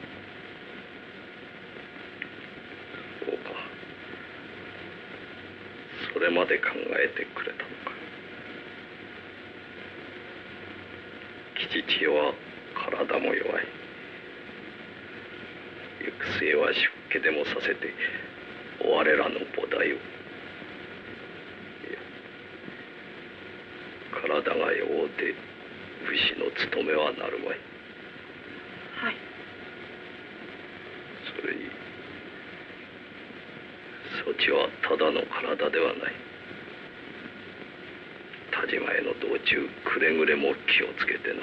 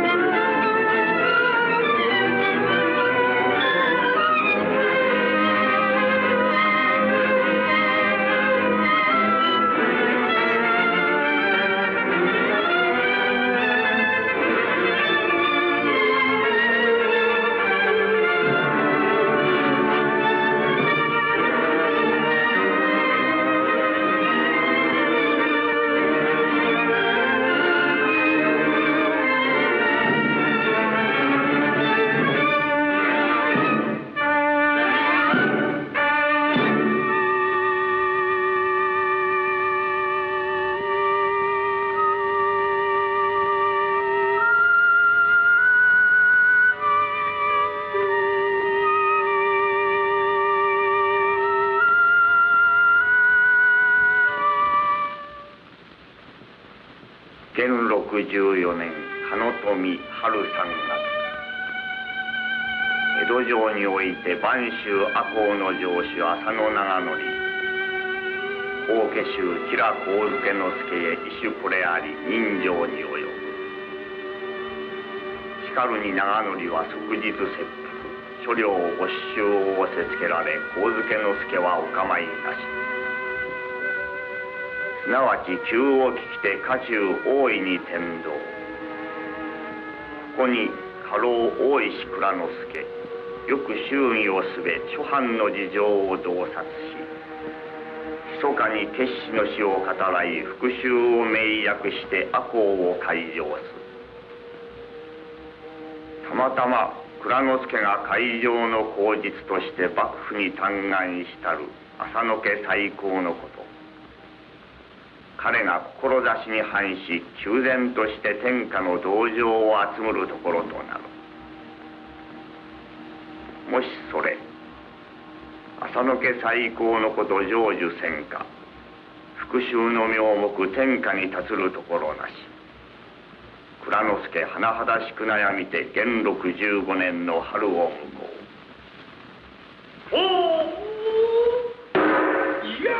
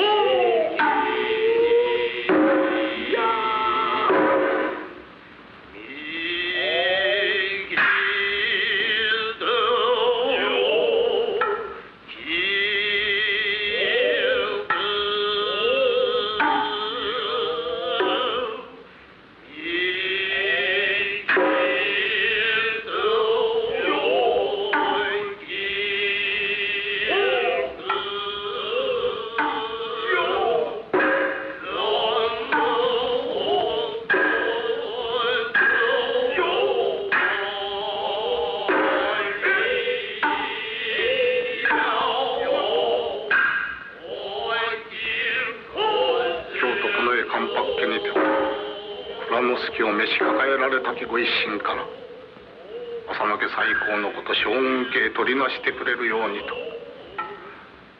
わざわざ使者までよこされてのお頼みじゃ。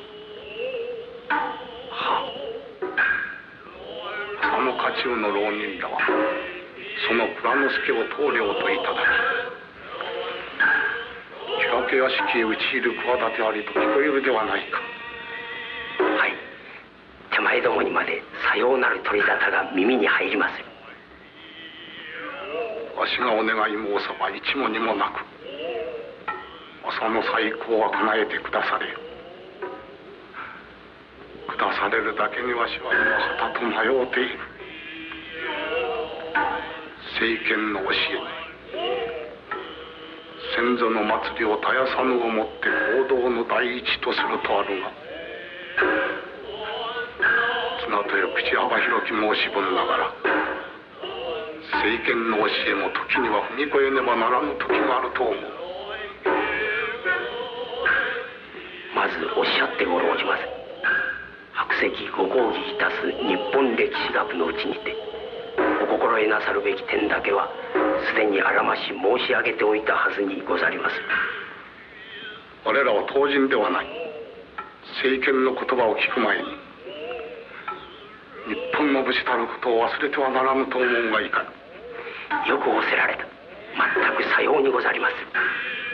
何事もまず侍心第一、その上にて政権の教えに従うべきでありましょう。将軍家において浅野家最高のことを聞き届けくだされたとなれば、もう敵討ちはならなくなるぞ。天下公論の上を敵討ちの名目が立たなくなるのだ。何事だ。お内司様、里方、近衛様を使い、今日ご気楽につきご挨拶に上がられましたが、将軍家ご内願の儀だけはご承諾くだされましたとご返事申し上げまして、よろしゅうござりまするか。このままにては。くどい。浅野のことには見とて少し考えがあるのじゃ。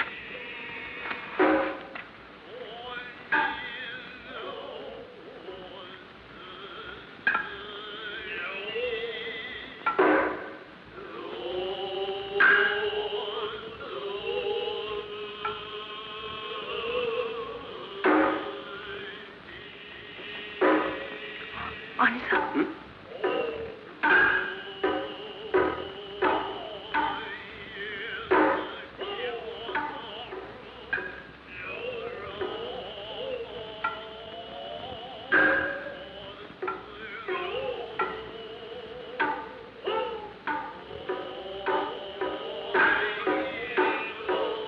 こちらが後藤家のお殿様か。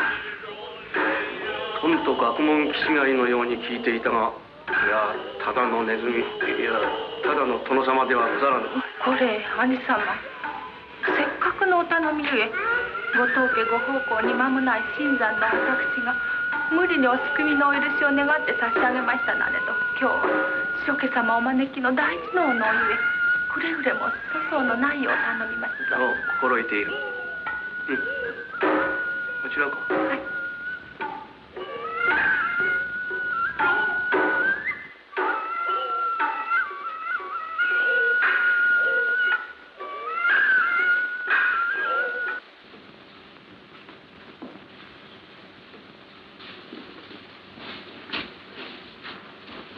そこだもん。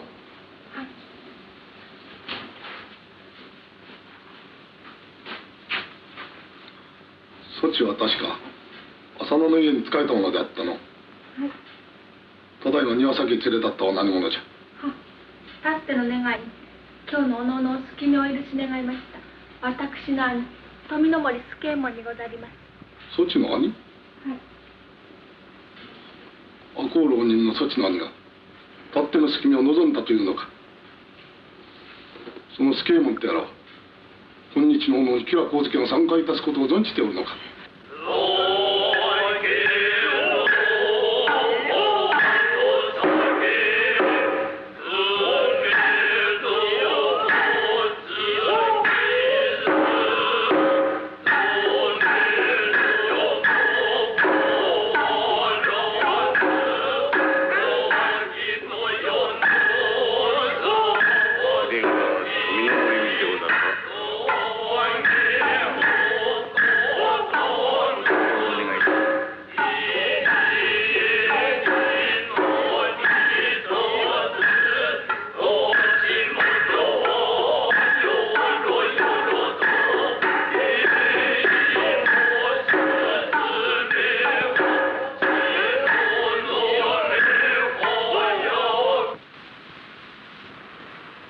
助右衛門と申したな。そちは浅野家でどれほどのご恩になったものじゃ。いや、ほんの微禄者にて人数に入るほどのものではござりません。おう、浅野家では200石を微禄というか。お使い官を務め諸家使いに立たせるほどの侍を浅野のお家では人数に入れんのか。そこは遠い。まず上がれ。杯を取らせよ。ご用にござりませずばどうかおいとまのほど。まあよい。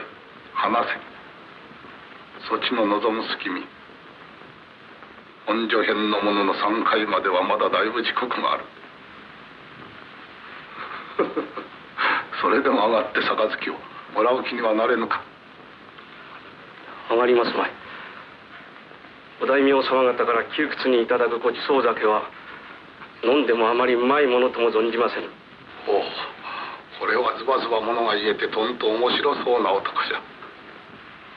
上がりたくなければいろいろ話していけ。助、キラと申す悪ネズミか。いつまでも本所あたりの溝川にまごまごしていると思うはそちどもの誤り。この悪ネズミ、いつ百里も遠い米沢というところへ逃げ出そうもしれんのじゃ。いや、では米沢15万石、上杉綱則のご隠居様に化けて式藩検診以来養いきたった米沢侍に守られ、極楽隠居の身となる日も遠いことではないぞ。その時牙を噛んで米沢城を睨んだとてもはや時が遅いのだ。ここはあなた様のご天打ち、何なりと好き放題なことをおっしゃっているがよろしゅうござりましょう。なるほど。これでは山科にいる大石とやらも世話の焼けることであろう。腹の中では何とでも言え、今に見ろと思っているであろうが、わしの目から見ると不憫やさすがの大石も大きな手落ちを一ついたしておる。大石は大石、我らは我らでござります。大石となろう者が昨年より急に変わってみえる。この放埓はただごとではならぬと思う。なるかならぬかは存じませんが、やっていることだけは真実でござります。ならば蔵之助が変身いたせば、そちどもまで忠義を捨てるのか。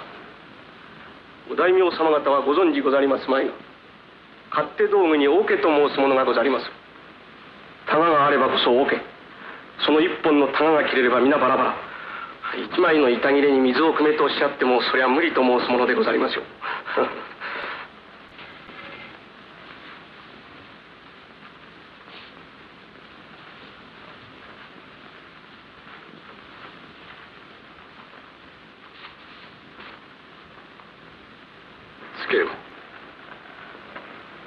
もしそちたちの間に深い目論み事などあらば、それはそちたちだけの目論みと思っては間違いであろう。そちたちが志を遂げるというのは、同時にまた天下幾十万の武士がその心を遂げることになるのだ。わしはその邪魔をしとうない。また邪魔しては侍としてのわしの道が立たん。己の侍心を持って人の侍心を立ててやるのが武士相見互いの情けというものだ。お暇人はいろいろお暇なお考えもなされましょう。助右衛門、わしは一位の戯れ心からそちに尋ねているのではないぞ。元禄の絵文字をがね、侍心地に落ちた今、わしはそちたちに頭を下げて頼んで、その企てありと聞きたいのだ。言うまいと覚悟しているそちの進展を立って聞こうというのはこちらの身と思うであろう。助右衛門、わしを見よ、わしの目を見よ。わしはあっぱれ我が国の義士としてそちたちを信じたいのだ。それながら、それなれば一言受けたまわりましょう。ご当代将軍家におかせられては、生来ご祭儀のお心深く、諸家諸教の評判行きを喜びたまわざるよし聞き及びおります。天内以来20何かしらの潰れ大名のうち、女道楽や遊下三昧に家名を潰した大名は一軒もなく、皆世上評判良き家にのみ限っております。去年3月、手前詩人匠の神ご城内において人情の折、あなた様にもご途上をあらせられたるはずにて、その折の片手落ちなる公儀ご処分をご存じないとは申されますまい。手前詩人は即日切腹、所領断絶。恩愛で吉良殿には何のお構いもない。それを見て見ぬふりを遊ばしましたのは、ご政治向きに立ち入り、天下に対し野心ありと公方様のご邪推をお受け遊ばすのをお避けなさるためと申し上げましたならば。かすみがさねの顔。待て。助よ。聞こう。いえ、その後をいえ。その折、家康公四代の御孫に渡らせられるあなた様より、ただ一言の御口添えたまわらば、手前自身長則はよもや無里派のような死に方はいたしますまい。それを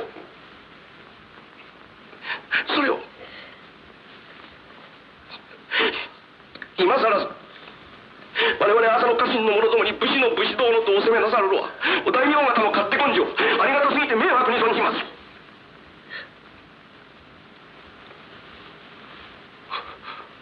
なるほど、そのはずなことじゃ。助、そのことはもう遠まい。仮にも大事の企てある者が問われたところで答えるものではないのだ。またわしとてそちの言葉通り尋ねられる義理ではなかった。それにしても困るのは、京都この絵関白家よりの頼みだ。蔵之助を召し抱えられたきご一心より、浅野家再興のことわしより将軍家へ願い出るよう、今日も厳しいご催促なのだ。助、大学再興をはじめ大石蔵之助より諸役人の間まで願い出てあるのだ。もしめでたく願いが叶えば、そちがいかに思い詰めればとて、我が焼きらげ敵討ちはならぬことになるのだぞ。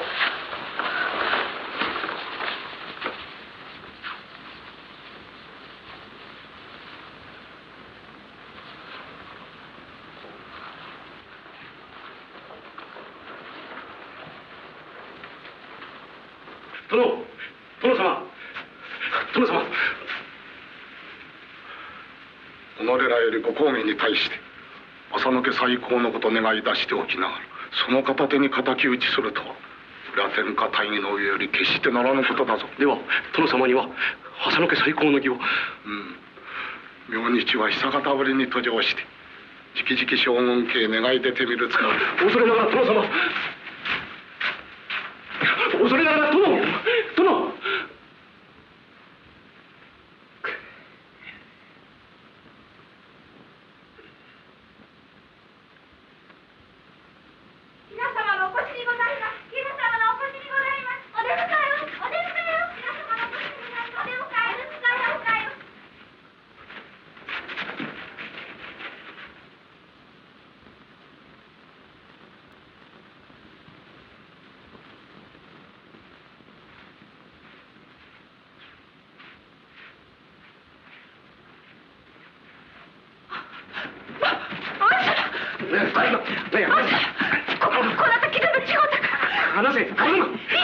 妙に砂と横をこと上あらば、もはやうちに打たれぬ気は小助の好きだ。今この御殿を好きにされてはいかなことにももったいない。今月が他に地はないのか。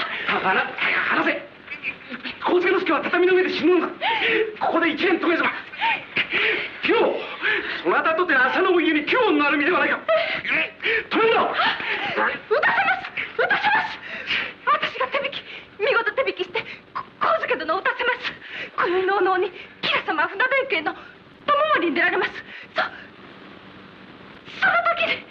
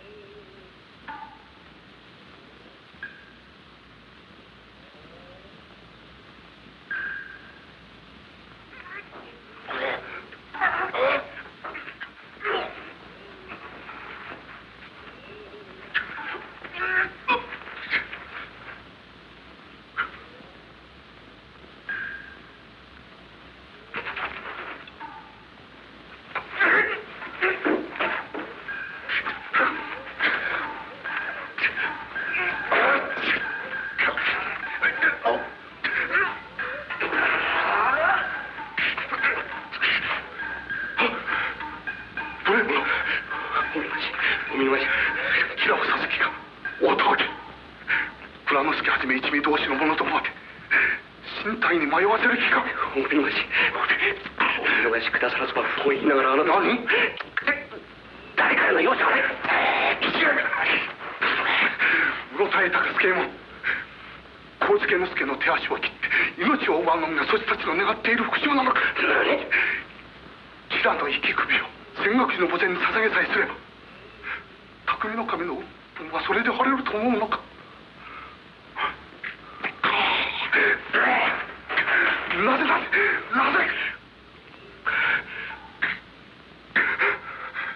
己たとえ吉良上野介を討ち損なっても自ら顧みて山路とも口惜しとも思わぬほどの敵討ちをしようとは企てないのだ。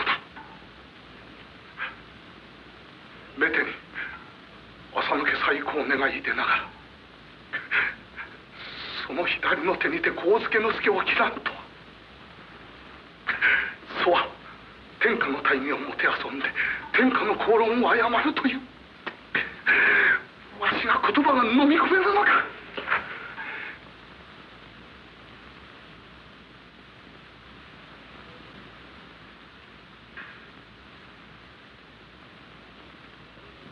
さすがは蔵之助、時の拍子に願い出た朝抜け最高にその心を痛めながら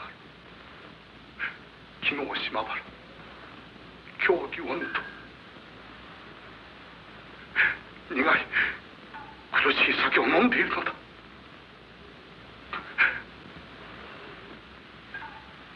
蔵之助のこの寂しい心、悲しい心、そちたち不学者には察しられることではないのだ。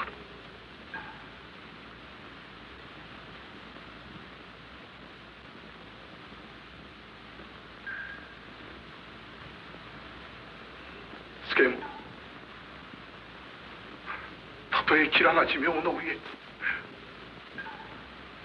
畳の上で楽々と死んでも何時ら一同が思慮と判断の限りを尽くして大義条理の上に過ちさえなくばなにあんなごましおまじりの汚い白髪首など切ったところで何になる。まこと天下義人の復讐とは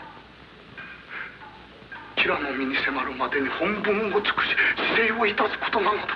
それこそ真に立派なる復讐と言えるのだ。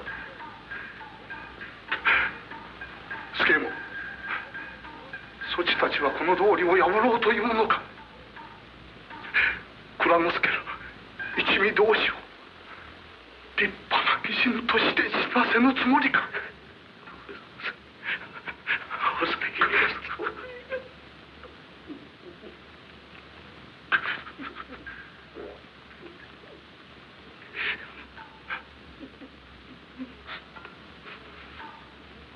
お、友森の出じゃ。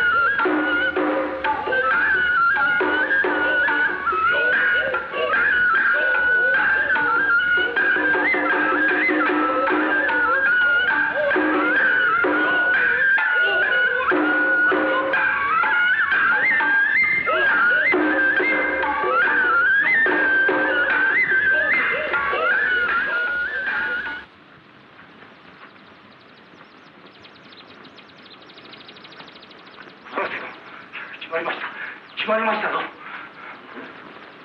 何よりのお知らせ。江戸表より大塚近松の両面、我らが控えることの大事の知らせを持ち帰りました。ご家老さん、お舎弟大学様のご婚姻ご処分は。待て、あれにて受けたまわる。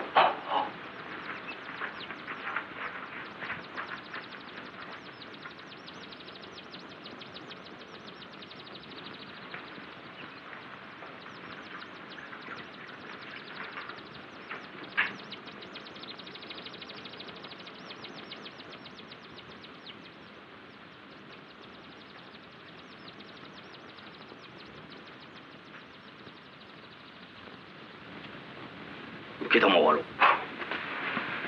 一別以来のご挨拶はごめん被ります。この度ご舎弟大学様、去年3月ご大変以来のご閉門を解かれ、裁量3000石をお召し上げ、ご本家浅野様ご在所広島へなおのお預けの仰せ渡されをお受けなされました。さようか。押し込めのご沙汰が大学様、ご本家のご在所広島へ長野押し込めのご沙汰が下りましたが、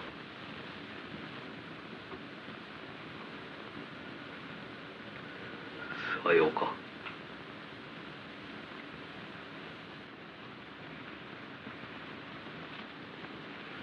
蔵之助殿、これまでのご苦労の数々もこれにて。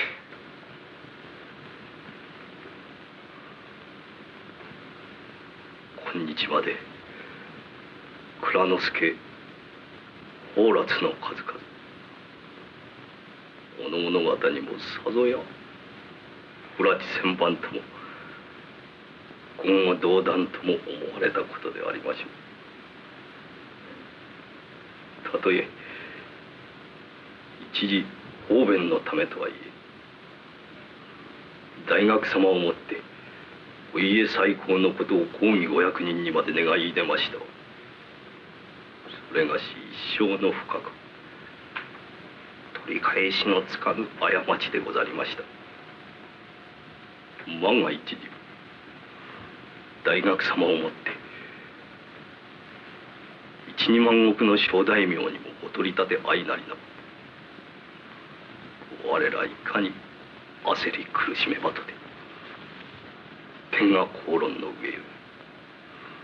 平屋敷へ乱入して殿様ご最後のご分をお晴らし申すことかなわず、泉岳寺殿様御前において腹かっ騒いてもお詫びのならぬ場合にござりました。苦しみました。蔵之助、本日まで苦しゅうござりました。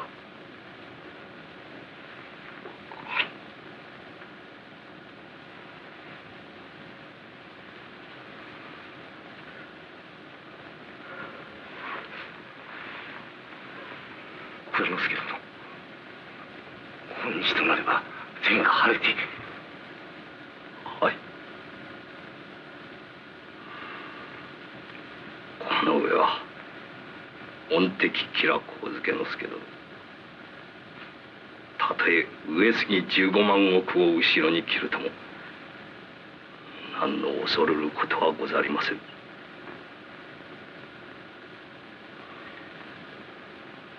ご領主には直ちに江戸表へ取って返し、蔵之助早々疾風の旨同志の方々へご披露くだされましょう。はい。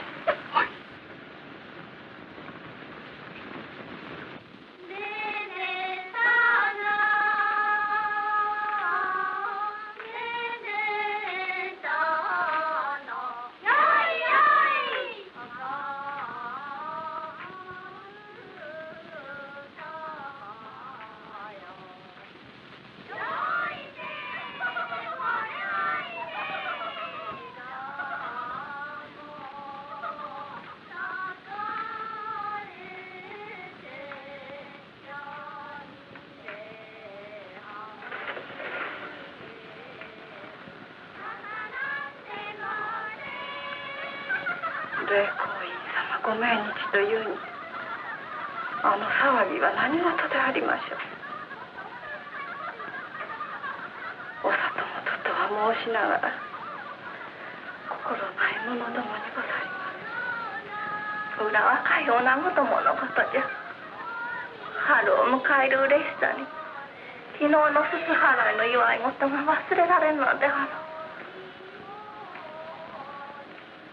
あらわはお殿様にお仕え申しておればよいの。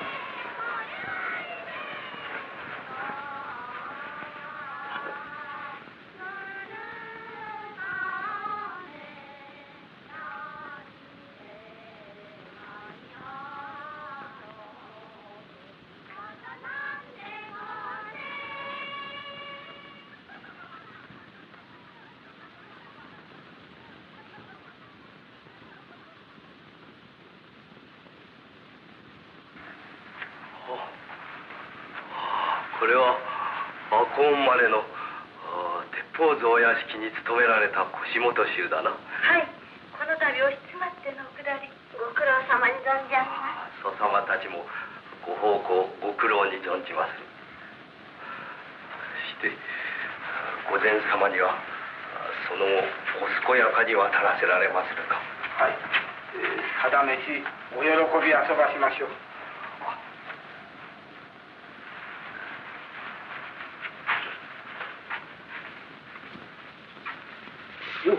五太夫殿、御前様にお取り次ぎくだされ。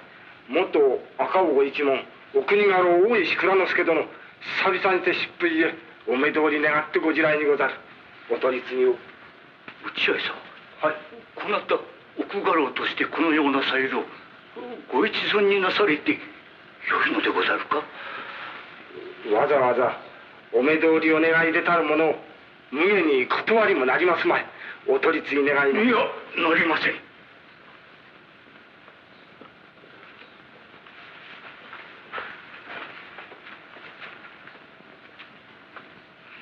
内合さん、はい、改めて申し上げるまでもなく、去年3月匠の神様ご大変にてはお里元たるご当家様はもとよりご本家広島松平明の神様御いとこ大垣戸田うねみの将様はじめご親戚ご一党は一方ならぬご迷惑をお受けなされたのです。この子にもとうとうお役お取り上げになった旗本衆もあるのじゃ。これ御前様へのお取り次ぎまかりならんぞ。この上浪人たちが上野介様に狼藉を働くようなことがあってはまたまたご当家なども御前様の縁によってどのようなご不審を受けるとも限らんのじゃ。栄最高の望みも絶えた今日またぞろや年の暮れを見かけての東下りをいたされるとはなんとも合点のゆかぬこと。御前様お目通りを許した後こういうよりお家に何時がかかったら何となさる気じゃ。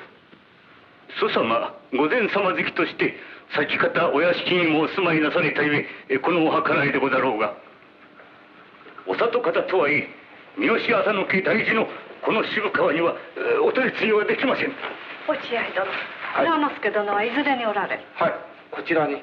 御前様お目通りお許しにござります。戸田様お待ちくださいませ。御前様お越しにござりまするぞ。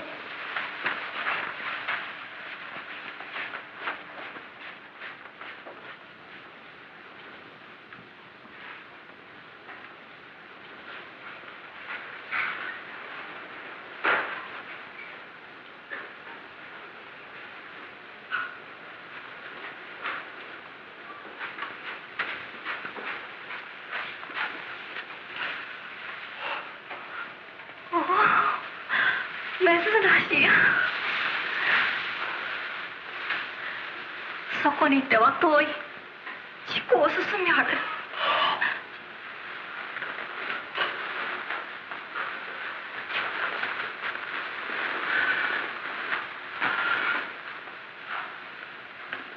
江戸お国表と所を隔てて久しお目にかかりません。もはや3年ぶりになりましょうか。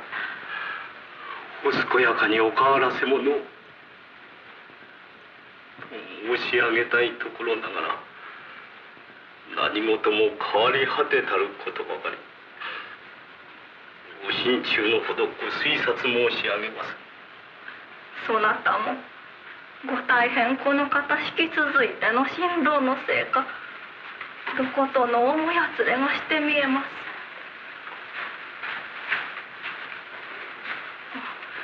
蔵之助、さあまず杯を。雪の中を参られたゆえ、さあまず。さようなれば遠慮なしに。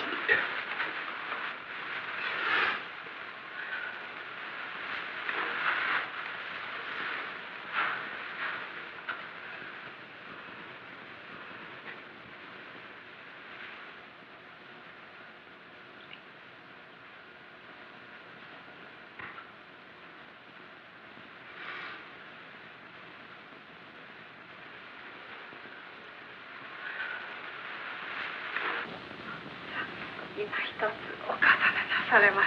いや、拙者酒好きは評判ながら。お魚なりともめでとう敵を鳥魚にござります。これは痛いところに触れられましたがこの頃の説教をかけてのご疾風はただ一通りの御用とは考えられません。いや、浪人しては侍ほど惨めなものはありません。どうやら見過ぎのなるものは数おるばかり。あとはお歯打ちからし見る影もなくすり切って妻子眷属の路命すらつなぎかね、暴力せよの言い訳せよの何のかのと無心を申してまいります。一度はお家の家老と呼ばれ、殿様を口真似もいたしたものゆえ、知らぬ顔もならず是非なく疾風いたしましたるところ、決起に流行る者がこの気を外さず目指すところへ押し寄せよと流行りきって騒ぎ立てます。これも考えれば、このままやみやみ活営しすよりは、せめては仇討ちなどいたして世の人口にもかかろうという悲しい性根。蔵之助、女わらわの差し出るところではないが、世間の噂では幸助様には来春雪解けの頃を待ってご本家上杉様の国元米沢のご城内に移ってご隠居なさるということではないか。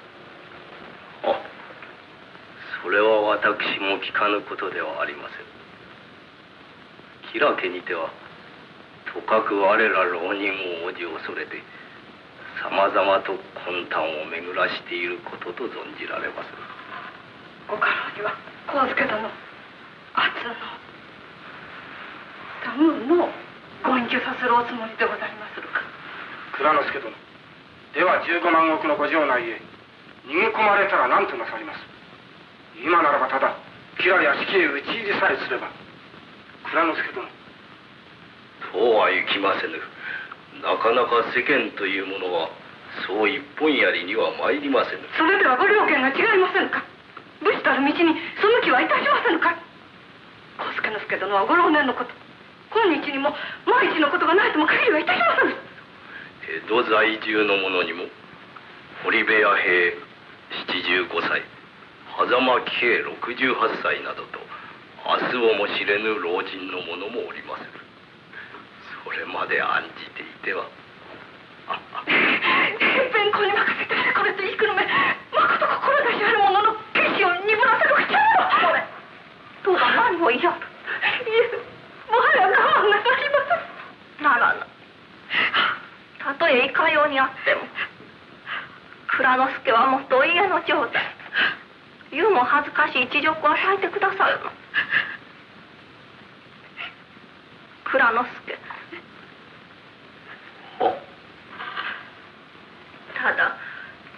今となっておいとしいのはことの様じゃ。ただ一旦の短期よりその家その身を滅ぼした上残る家中の面々まで浮世三害の苦労をさせる匠の神殿は後先思わぬ漬物といよいよ末代まで世間の口の歯にかかって笑われ者になります。それはばかりながらご説得の見切りかねて知らせたくは存じながらその意図がな定めて今日のことを聞かば不審にも存ずるであるとの言葉を承っておおこれは誰よりも国表の蔵之助一人わざと伝えなされた大事なご一言と今もって深く心に刻みつけております。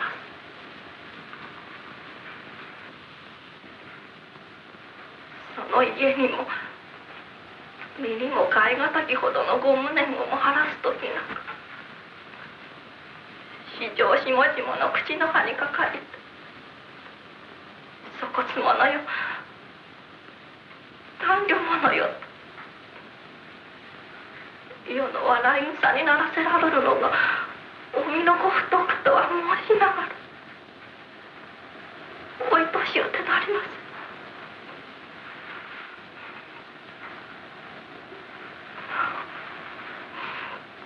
これは思わぬ愚痴になりました。これにて別れを告げましょう。御前様お願いがございます。今日はご命日おいとまごいに殿様ご霊前へご焼香をお許しくださりまするように。せっかくながらその儀はなりません。わらわが中途で遮るのではない。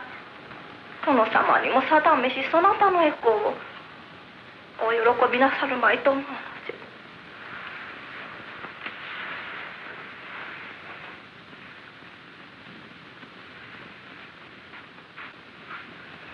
戸田殿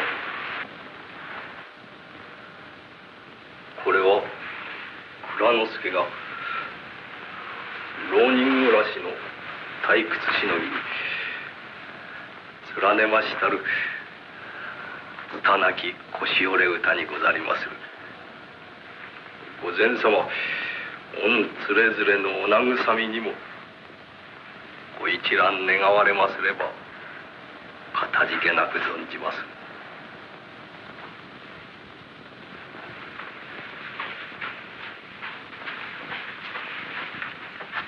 戸田殿さらば。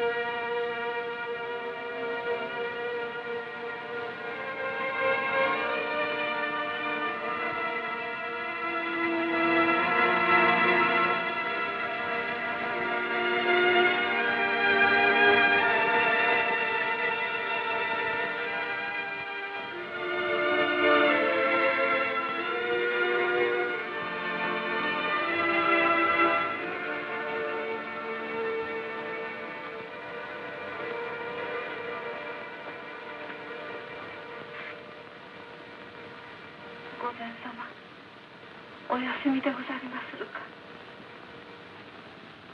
御前様誰じゃ。戸田でござりまする。お休みのところ驚かしまいらせ申し訳ござりませぬがいかにしてもお耳に入れた義理がござりましてわらわも実はそなたを呼びたくて明け方を待ちかねていたところじゃ。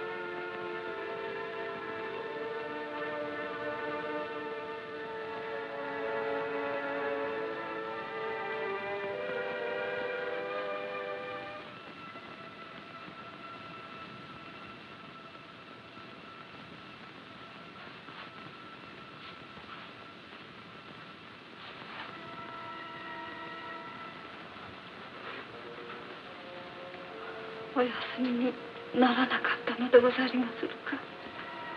未練なものと笑うてくださるの。昨日蔵之助の様子、何としても合点がゆかず、ゆうべよりまどろむ気にさえならず思案に暮れておりました。あのように拉致もないことを申して我らを悲しませるため、わざわざご命日をかけて参ったものとは思われません。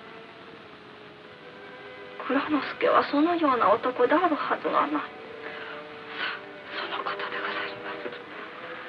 蔵之助様お別れの際に、御前様お連れ連れにお見せしてくれと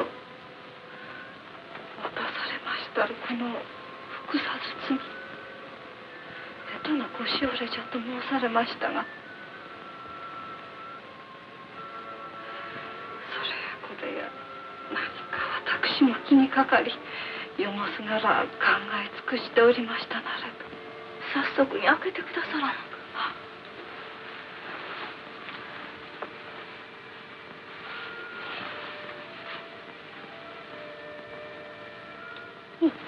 小判、これは赤穂以来蔵之助殿お預かり中なりし、御前様お何時の受け払い帳にござりまする。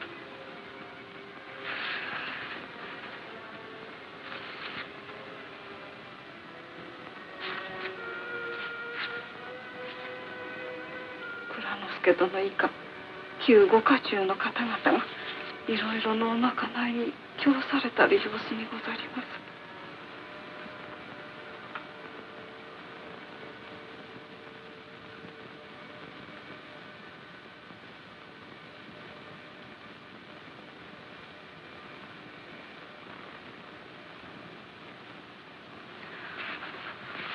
もしや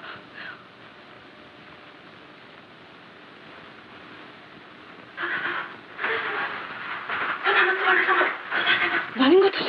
戸田の局様。何事じゃ。はい。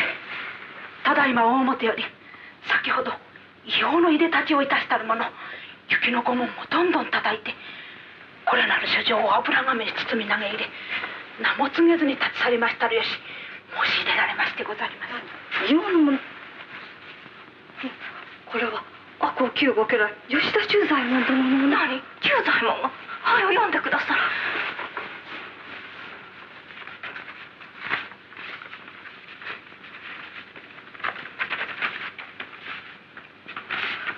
昨夜虎の上国本所一人の橋吉良少々お屋敷で大石蔵之助を頭にいただき、旧家中47名の者。蔵之助を頭47名の者。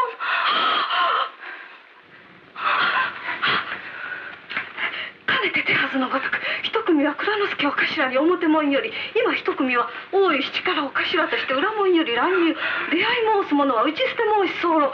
神助之助殿御根間と見え申し候ところまで、討ち入り見申し候ところ、はやはやお立ち去りの体にて、酔いなど引き散らし、刀はそのままこれあり候間。方々と探し候ども、お見えなされず候ゆえ、そうよ討ち入り尋ね候ども、お見えくれなく、お見えくれなくしましたぞか。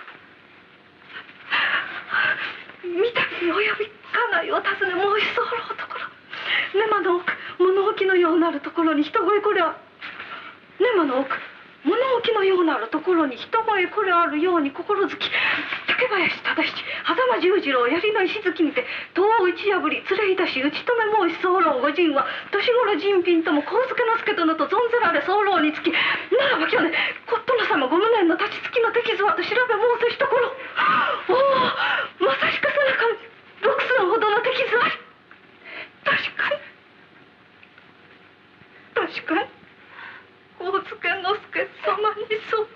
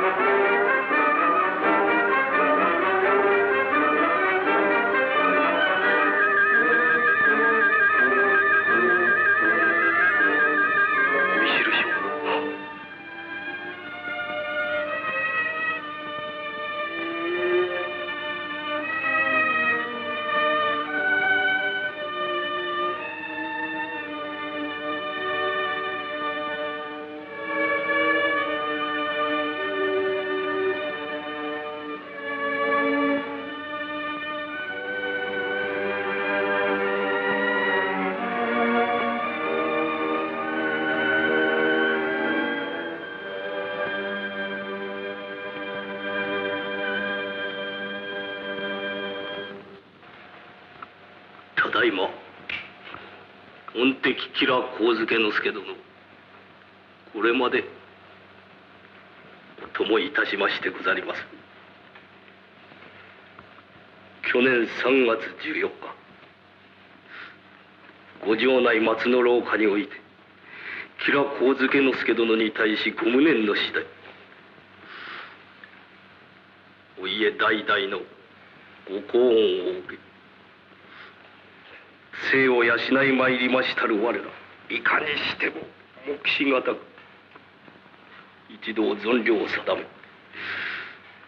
それより今日の日の来るのを待つこと、一日三秋の思いと申すべきもの。雨に立ち雪に立たずに、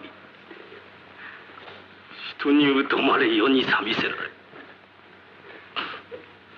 貧しきはその死の者にも不当かに。少年有望の者どもは決起に流行りで、ただひたすらに討ち入りの死を急ぎ、また老人病衰の者どもはおめおめと寿命のために死なんことを恥恐れ、事の成就不成就よりはまず己の身を忠義のために一日も早く殺さん者と焦りはやり申し候はようように抑えとどめて、昨夜半本城一位の橋通り吉良お屋敷へ推参、核はお供いたしましてござります。ご祝意の次第もお足候らばご鬱憤をお晴らしくださりまするよう、一同四十七人の者になり代わり謹んで申し上げます。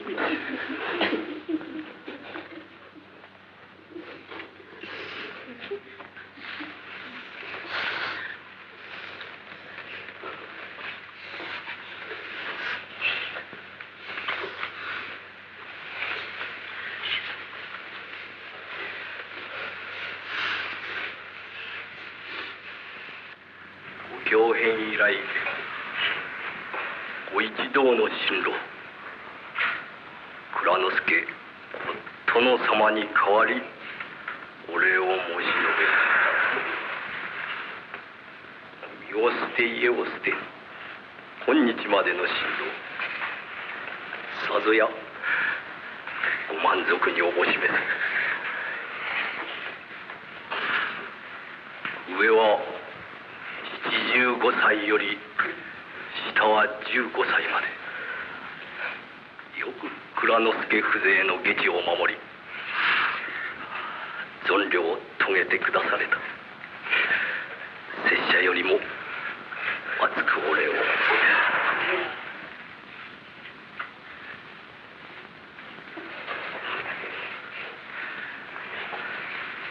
忠左衛門、助右衛門、はい、これにて御墓前へのお参りも済みました。ご両人にて昨夜よりただいままでの次第を高滅家千石宝器の神様お役宅まで訴え出てください。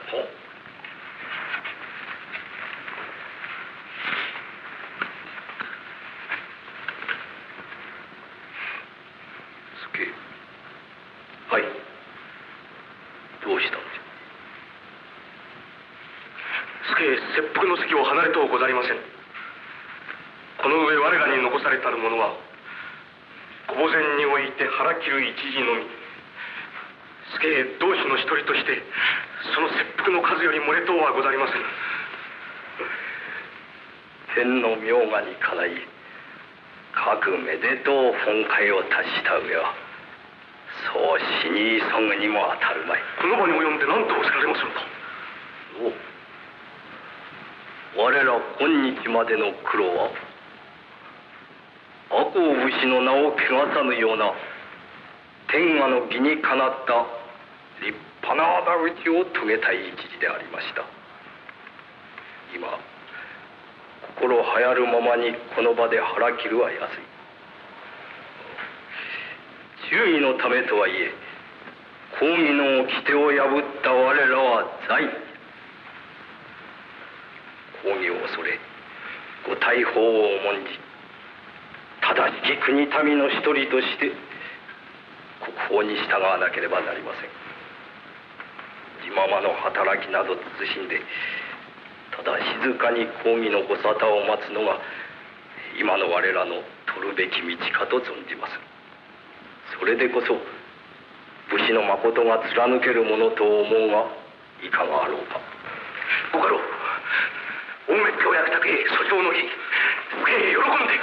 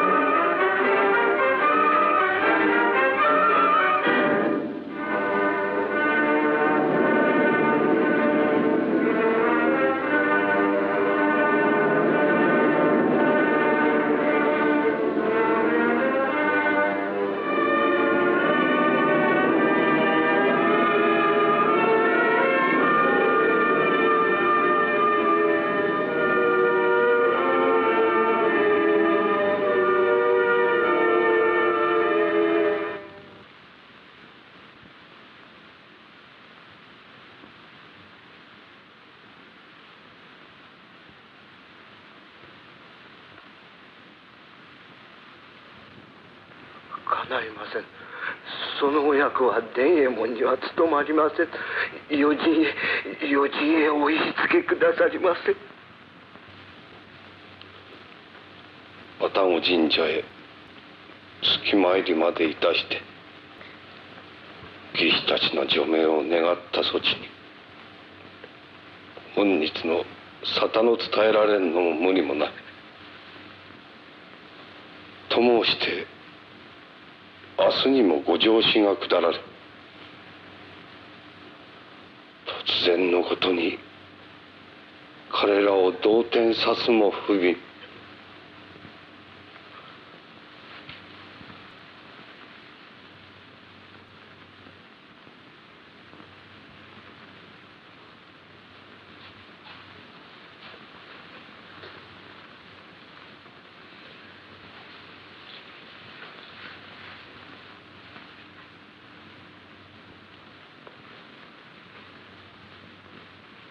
申し上げます。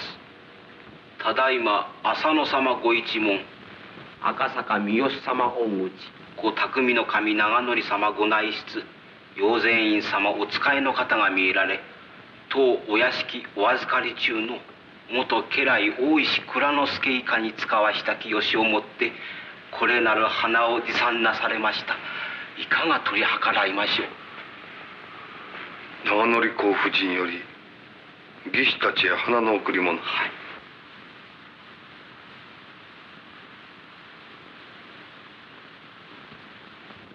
陽前院殿には今日公儀ご処分を聞かせられたと見える。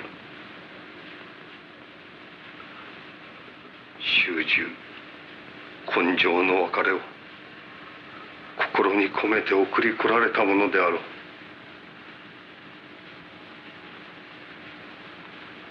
さすがは女性、心憎くも優しき心ばえじゃ。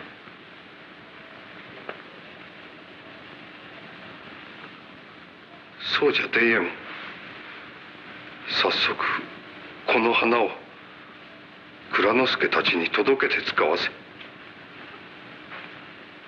罪を待つ身に花を贈られれば己に迫った運命をそれと察するであろう。そうせ、そうせ、そうしてやれ。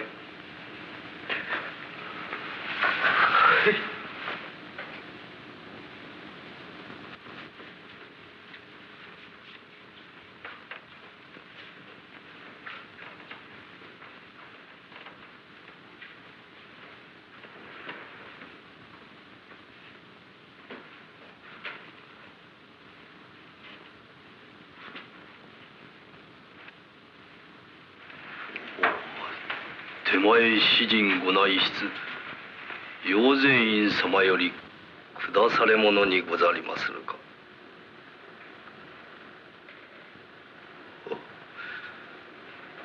これは見事な大輪じゃ。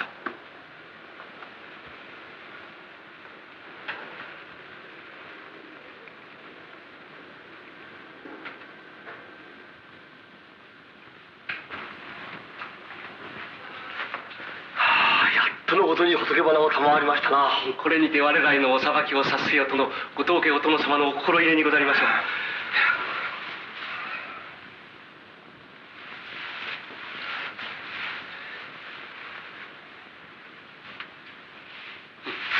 さて堀内氏、今宵は長々ご厄介のお別れに一同の芸尽くしをご覧に入れましょう。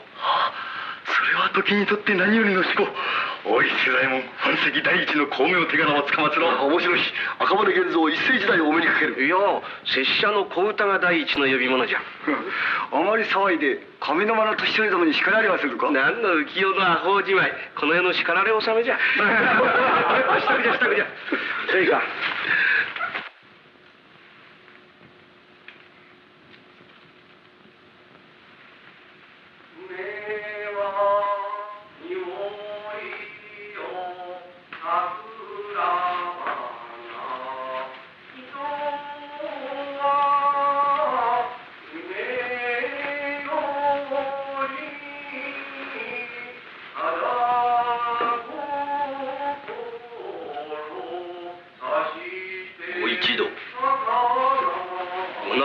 様のありがたきをお示しに対し、この場よりこの世のお別れの、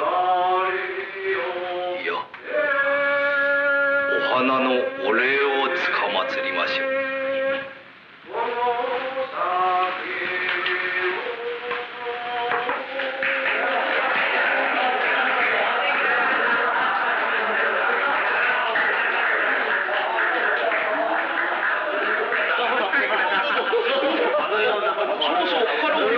原氏の乱舞をお見せなさらぬという方があろうか。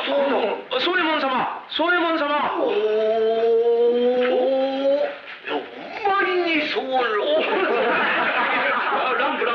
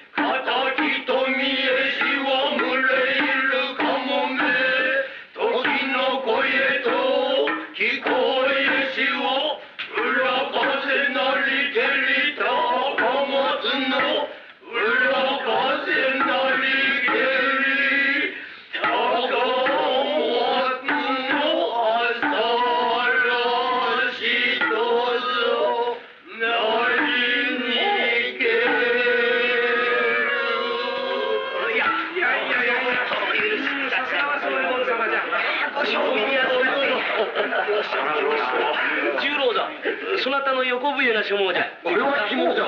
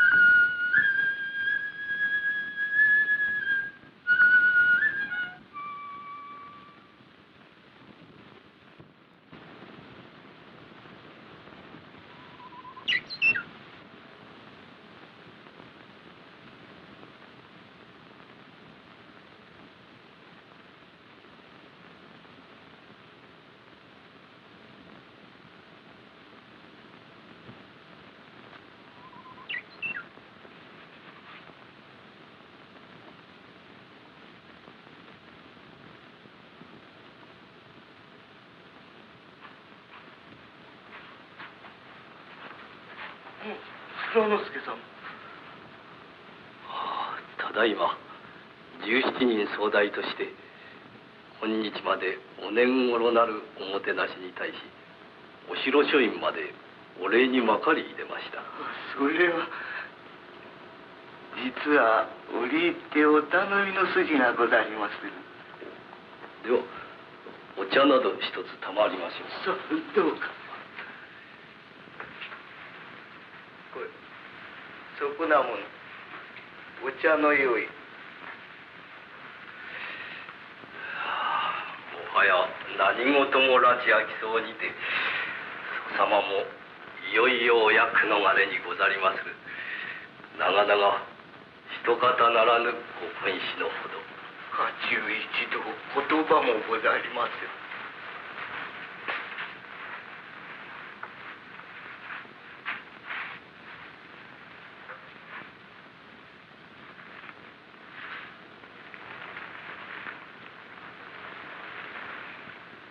ふつつかなる手前にござります。恐れ入りました。折り入ってお頼み申したきことありと申したわ。このせがれ目についてでござります。お身内の衆にござりまするか。さようではござりませぬが、この者の父と私とは七つやつよりの竹馬の友にござりまする。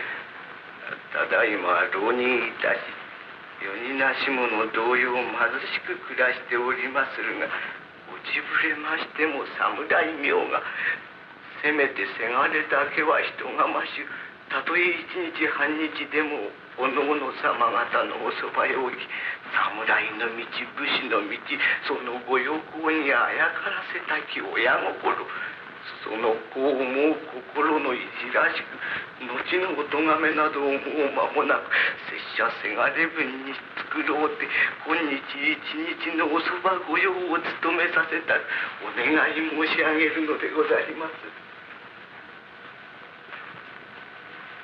このと三味線などおたしなみなされまするか。そなたの指の糸道、小指のタコにも。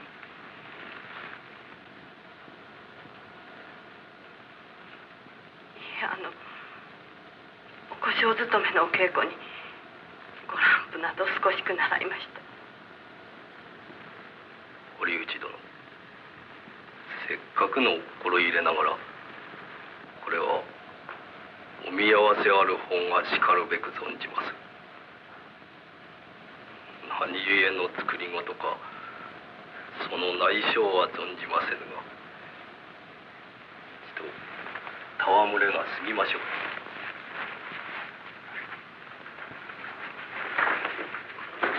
お待ちください。おなごでござる。おなごでござる。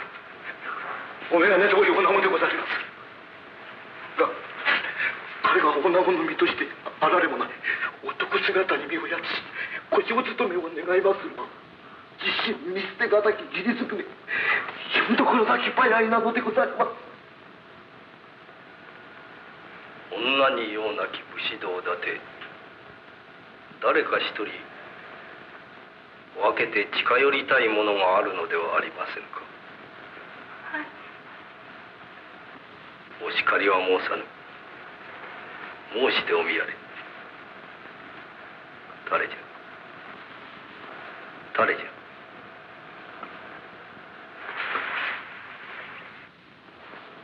磯貝十郎左衛門様でござります。お話しなされてくださいませ。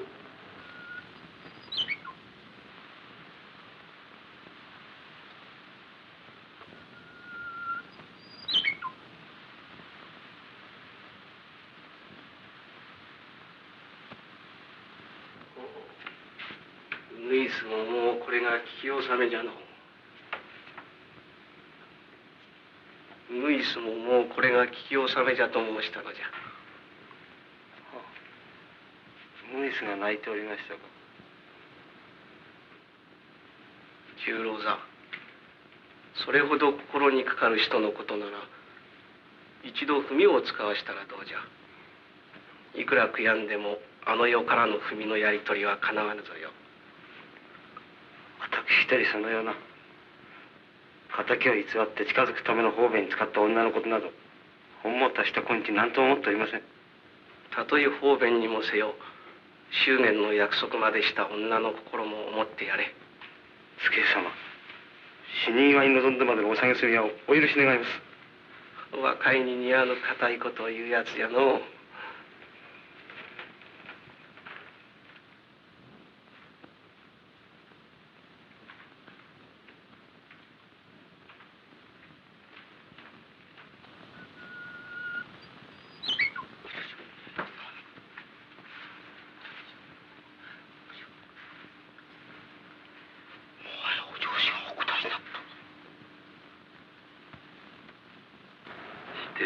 それはいつ頃のこと？昨年7月の頃お申し入れでございました。十郎座殿には吉良家お屋敷ご探索の任務をお引き受けなされ、いろいろご苦心最中であったことを後にて承知いたしました。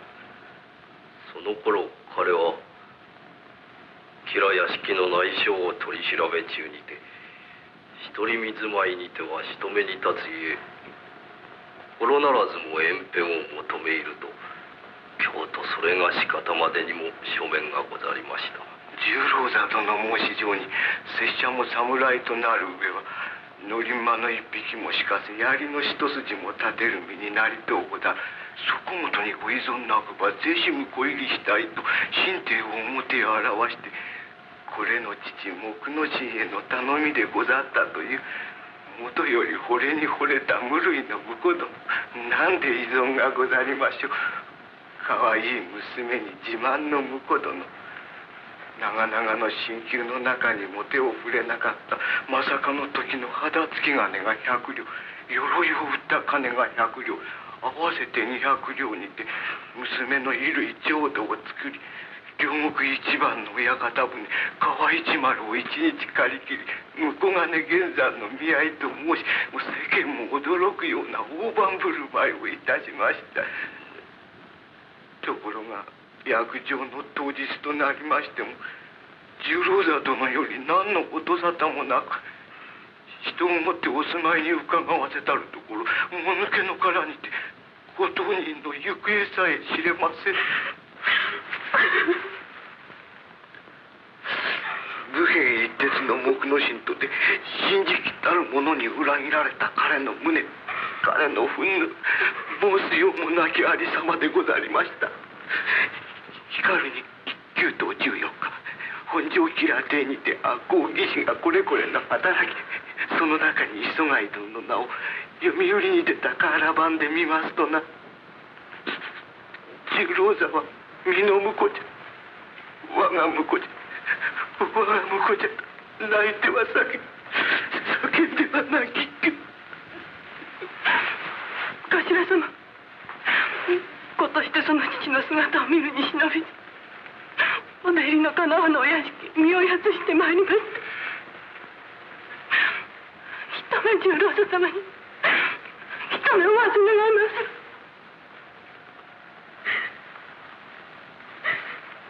して十郎座に会おうと言われるは世間の評判に共に酔うたのではありませんか。近頃我らを義士の義心のと天が比類なき摂義の侍のように申す者もあると聞きました。一旦の乙女心より今となっては恨みも忘れ憎み心が裏返って懐かしゅう思われることがあるかもしれぬが、それは一時の浮気心というものじゃ。いかに考えても十郎座はこなたたち親子を売り後足にて砂かけたる憎いわろじゃ。憎まば一年後々まで憎まっしゃるのが本来じゃ。それはあまりに女の心を知らぬ、人の心をご存じなき無動きお言葉かと存じまする。今の私にはただ一つ、女としても人としても知っておきたい知事があるのでござります。十郎座様のご本心が知りとう存じます。お頭様、私は計略のためばかりに使われ、本心十郎座様に嫌われていたのでござりましょうか。それとも心ならずも大門のため私をお糸になされたか、それが知りたい。そのご本心が真相を存じま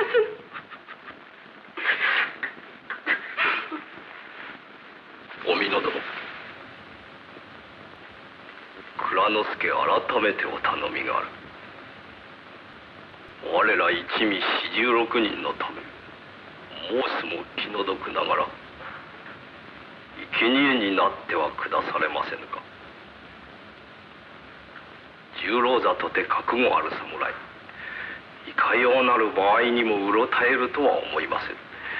何分にも年が若い。今こなたに出会うてその言葉など聞いたら、あるいは心中動揺して最後の大事の場合不覚を取るまいものでもない。人間義によって思い立つということはさまで難しゅうはござりませぬが、その思い立った諸一年を貫くということが日頃思うてみるよりは難しいものでござります。この後に臨んで彼の若い心を動かしとうはござらぬ。またこなたとてまだ裏若い出世前のお身じゃ。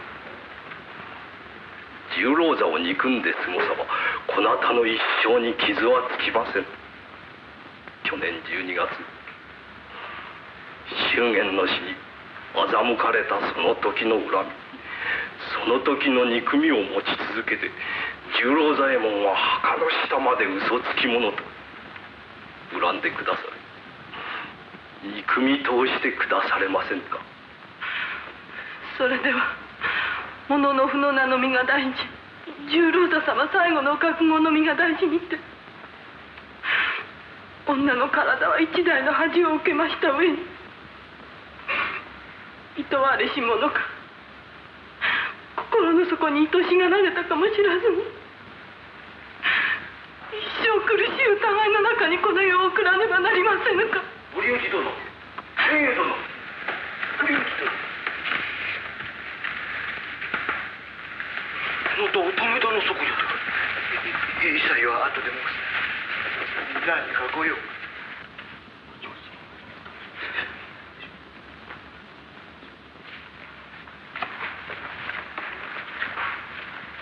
お美濃殿、お頼みは聞き入れられませぬぞ。十郎座がこなたたち親子を欺いたは悪い。時に人間は偽らねばならぬ場合もある。こなたとて出入りのならぬ細川家へあられもない男姿して表座敷まで通られるが、時にとってこなたのためにはやむを得ざる偽りでござる。亡き昔に返すが、こなたのためなり十郎座のため。今日はこれでお帰りください。お頭様、では方便のためにはいかに人を苦しめても差し支えないとおっしゃられまするか。お頭様、お恨みに存じます。一旦の偽りをその最後にまことに返す。偽りは偽りにも終わりますまい。男姿に一目をくらますただいまの美濃の偽りは、十郎座様に一目お目にかかれば必ずまことに返してお目にかけます。十郎座様方便の偽りもお美濃は必ずまことに返してお目にかけます。十郎座の偽りをまことに返す。どうか十郎座様に。大石様、お城よりお調子が下りました。お告げご用意願います。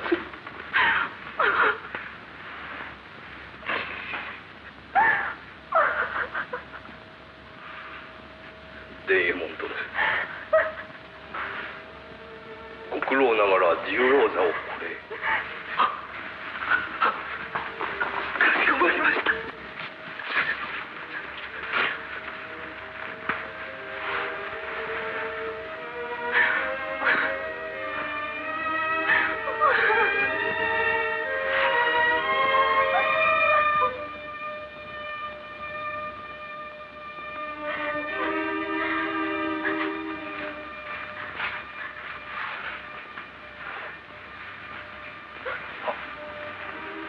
にござります。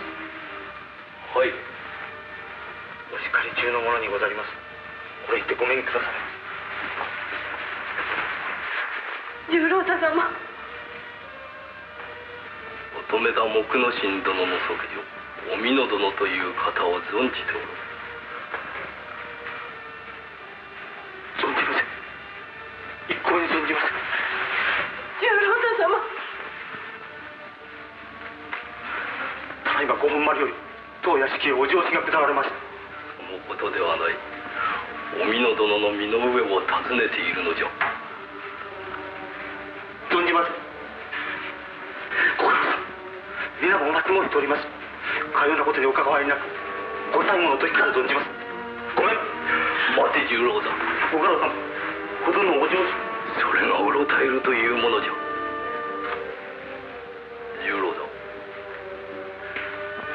お主の懐中の花紙入れ、それを出せ。その中に紫のふくさに包み、音の爪が一つ大事そうに収められているはず。その爪の金巻への縄文が見たい。出してお見しゃれ。十郎だ。はじめ上の間にいたお主を機嫌に合わぬとて下の間へ下げたそのもとは琴の爪であった。人の世の情けのおいしい年頃、琴の爪一つ懐中したとて蔵之介さらさら攻める気は持たぬ。お互いに物前の大事な身じゃ。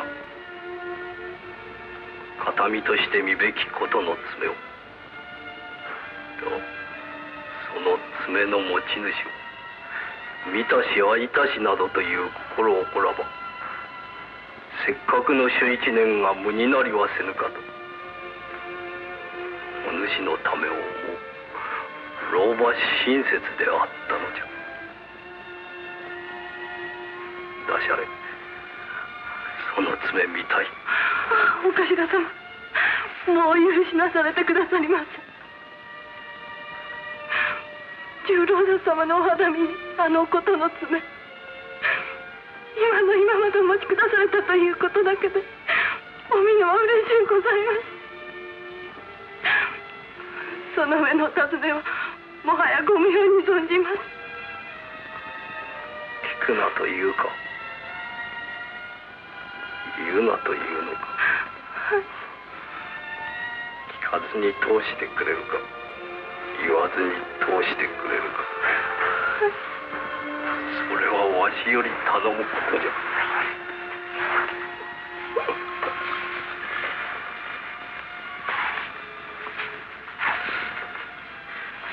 十郎太様。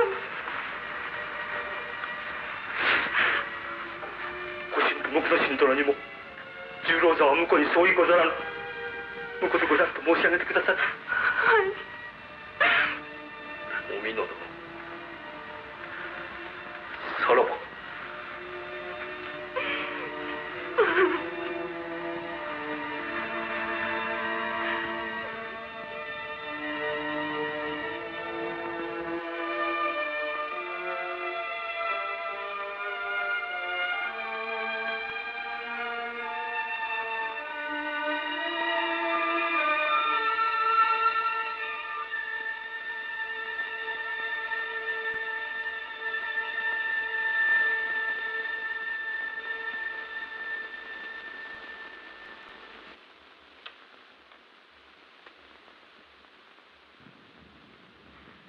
浅野匠の亀入り直使ごちそうの御用仰せつけられおき候ところ、時節柄電柱もはばからず不届きの仕方につきお仕置き仰せつけられ、吉良上野の助儀はお構いなく差し置かれ候ところ、主人の敵を報じ候と申し立て、匠の神家来46人徒党いたし、上野の助宅へ押し込み、富道具など持参いたし、上野介を討ち候します。公儀を恐れず候断、重々不届きに候。これによって切腹放し作るものなり。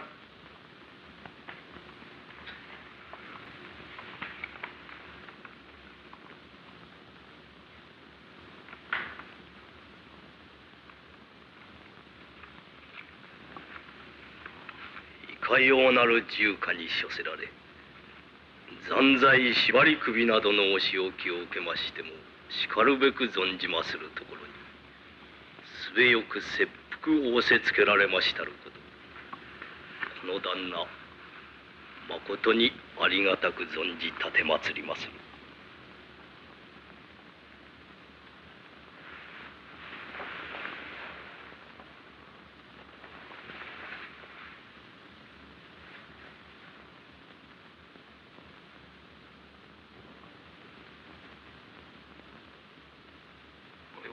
役事を離れ自分一存で話を。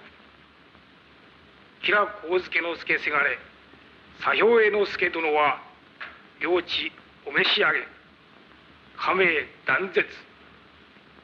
その身は信州諏訪秋の神へ蟄居お預けのことと相なった。よじながら申し添えておく。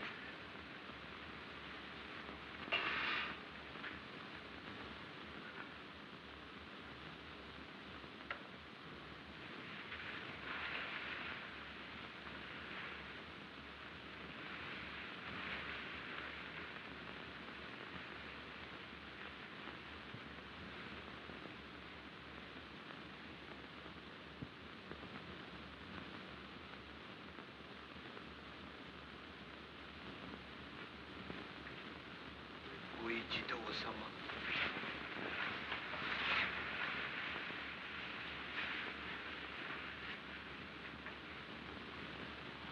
主人綱とし総領内儀、よそながらおのおの様方に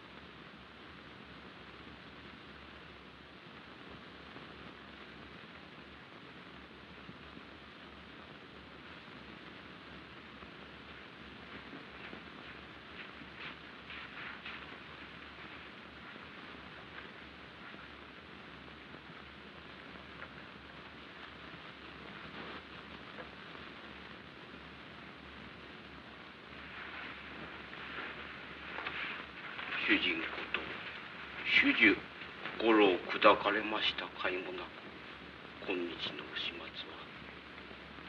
は残骸やる方もの思われます。ことここに及びましてはもはやせんなき次第。有し義士のご本分心静かにおしたくあられますよ。主人言いつけのままお伝えいたします。一度受けたまわったか。九郎以来今日までお手厚きを取り扱い、ひたすらご恩のほど恐れ入っておりますると、ご前提よしなにお取り次ぎ願い上げまする。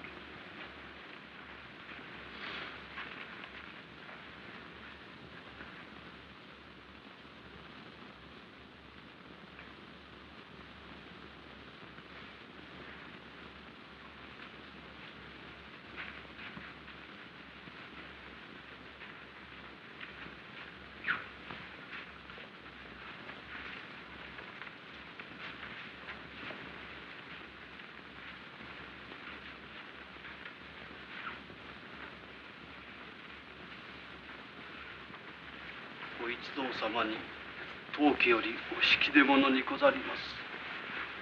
ゆるゆるお支度願わしゅうござります。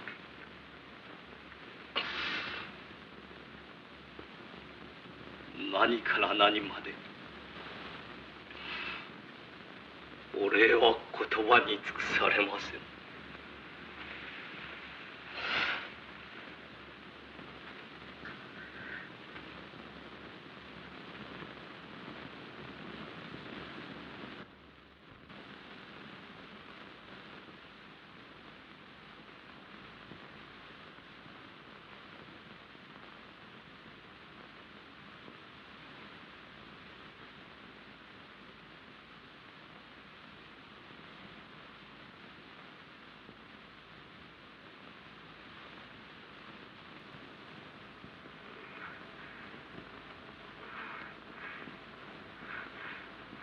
ご一同様、お頭様。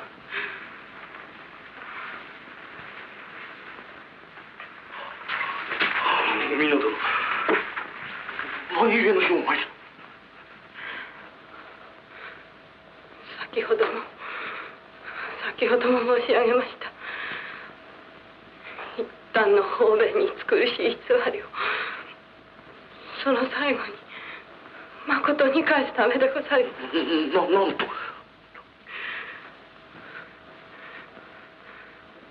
父がお憎しみを受けておられましたお家に、男姿の嘘を作りて推猜いたしましたのも、最後は書くとまことを貫く覚悟ありていたしたことにございます。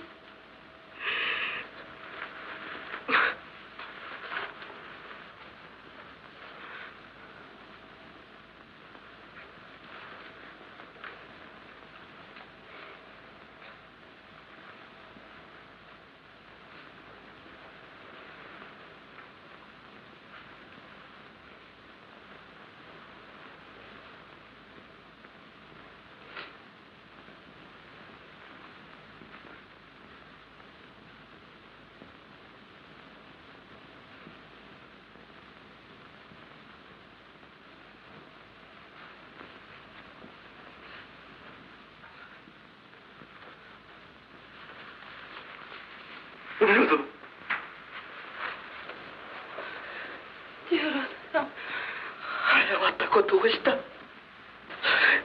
実は同役村井源兵衛よりそれとなくそなたの今日の次第を殿様のお耳に入れたるところ、元より義士ごひいきの殿様ゆえ磯貝殿の口をことごとくご感服遊ばして木の神へのお怒りも解き乙女田の家を再興するようご帰参がかなったのじゃ。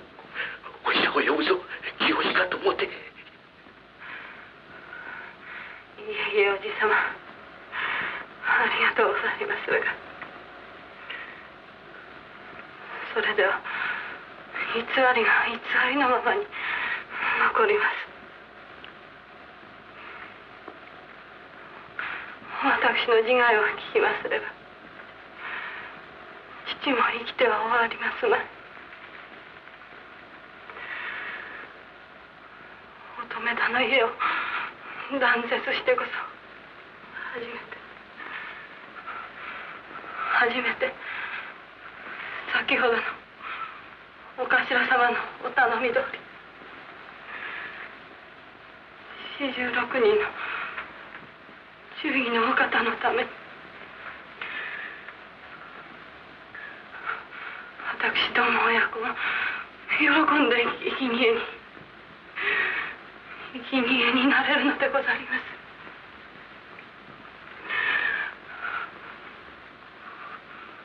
乙女田の家は潰してくださいます。絶景になされてください。お美濃殿。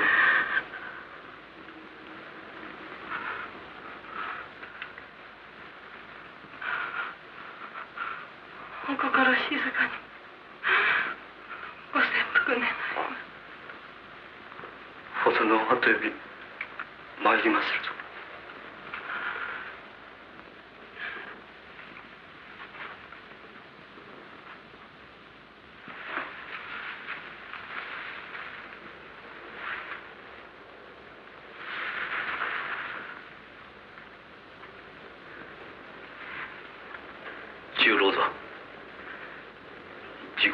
狂るな。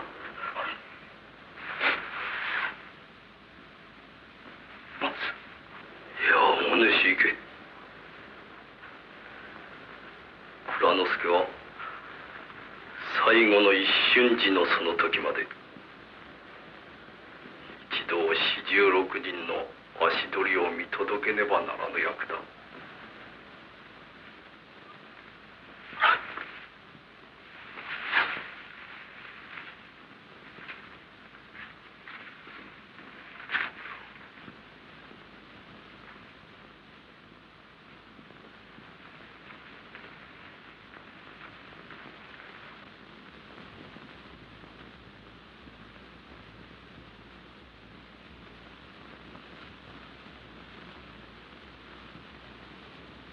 片岡源五右衛門殿、おしまいなされた。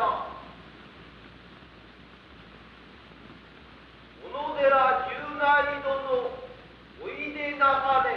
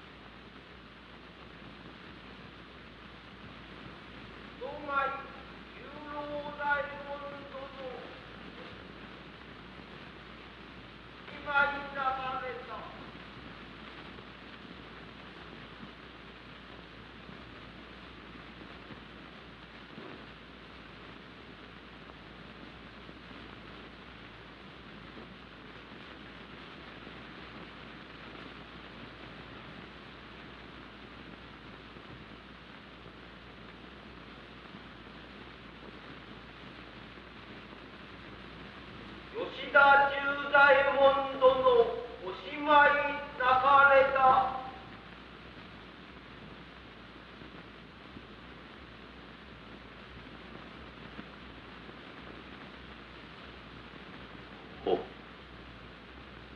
堀口殿、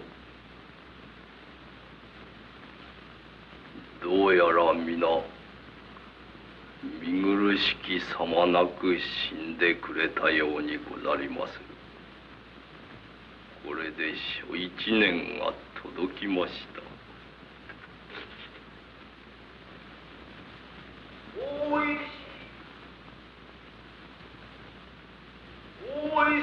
蔵之助殿、おいでなされ。ごめんくだされましょう。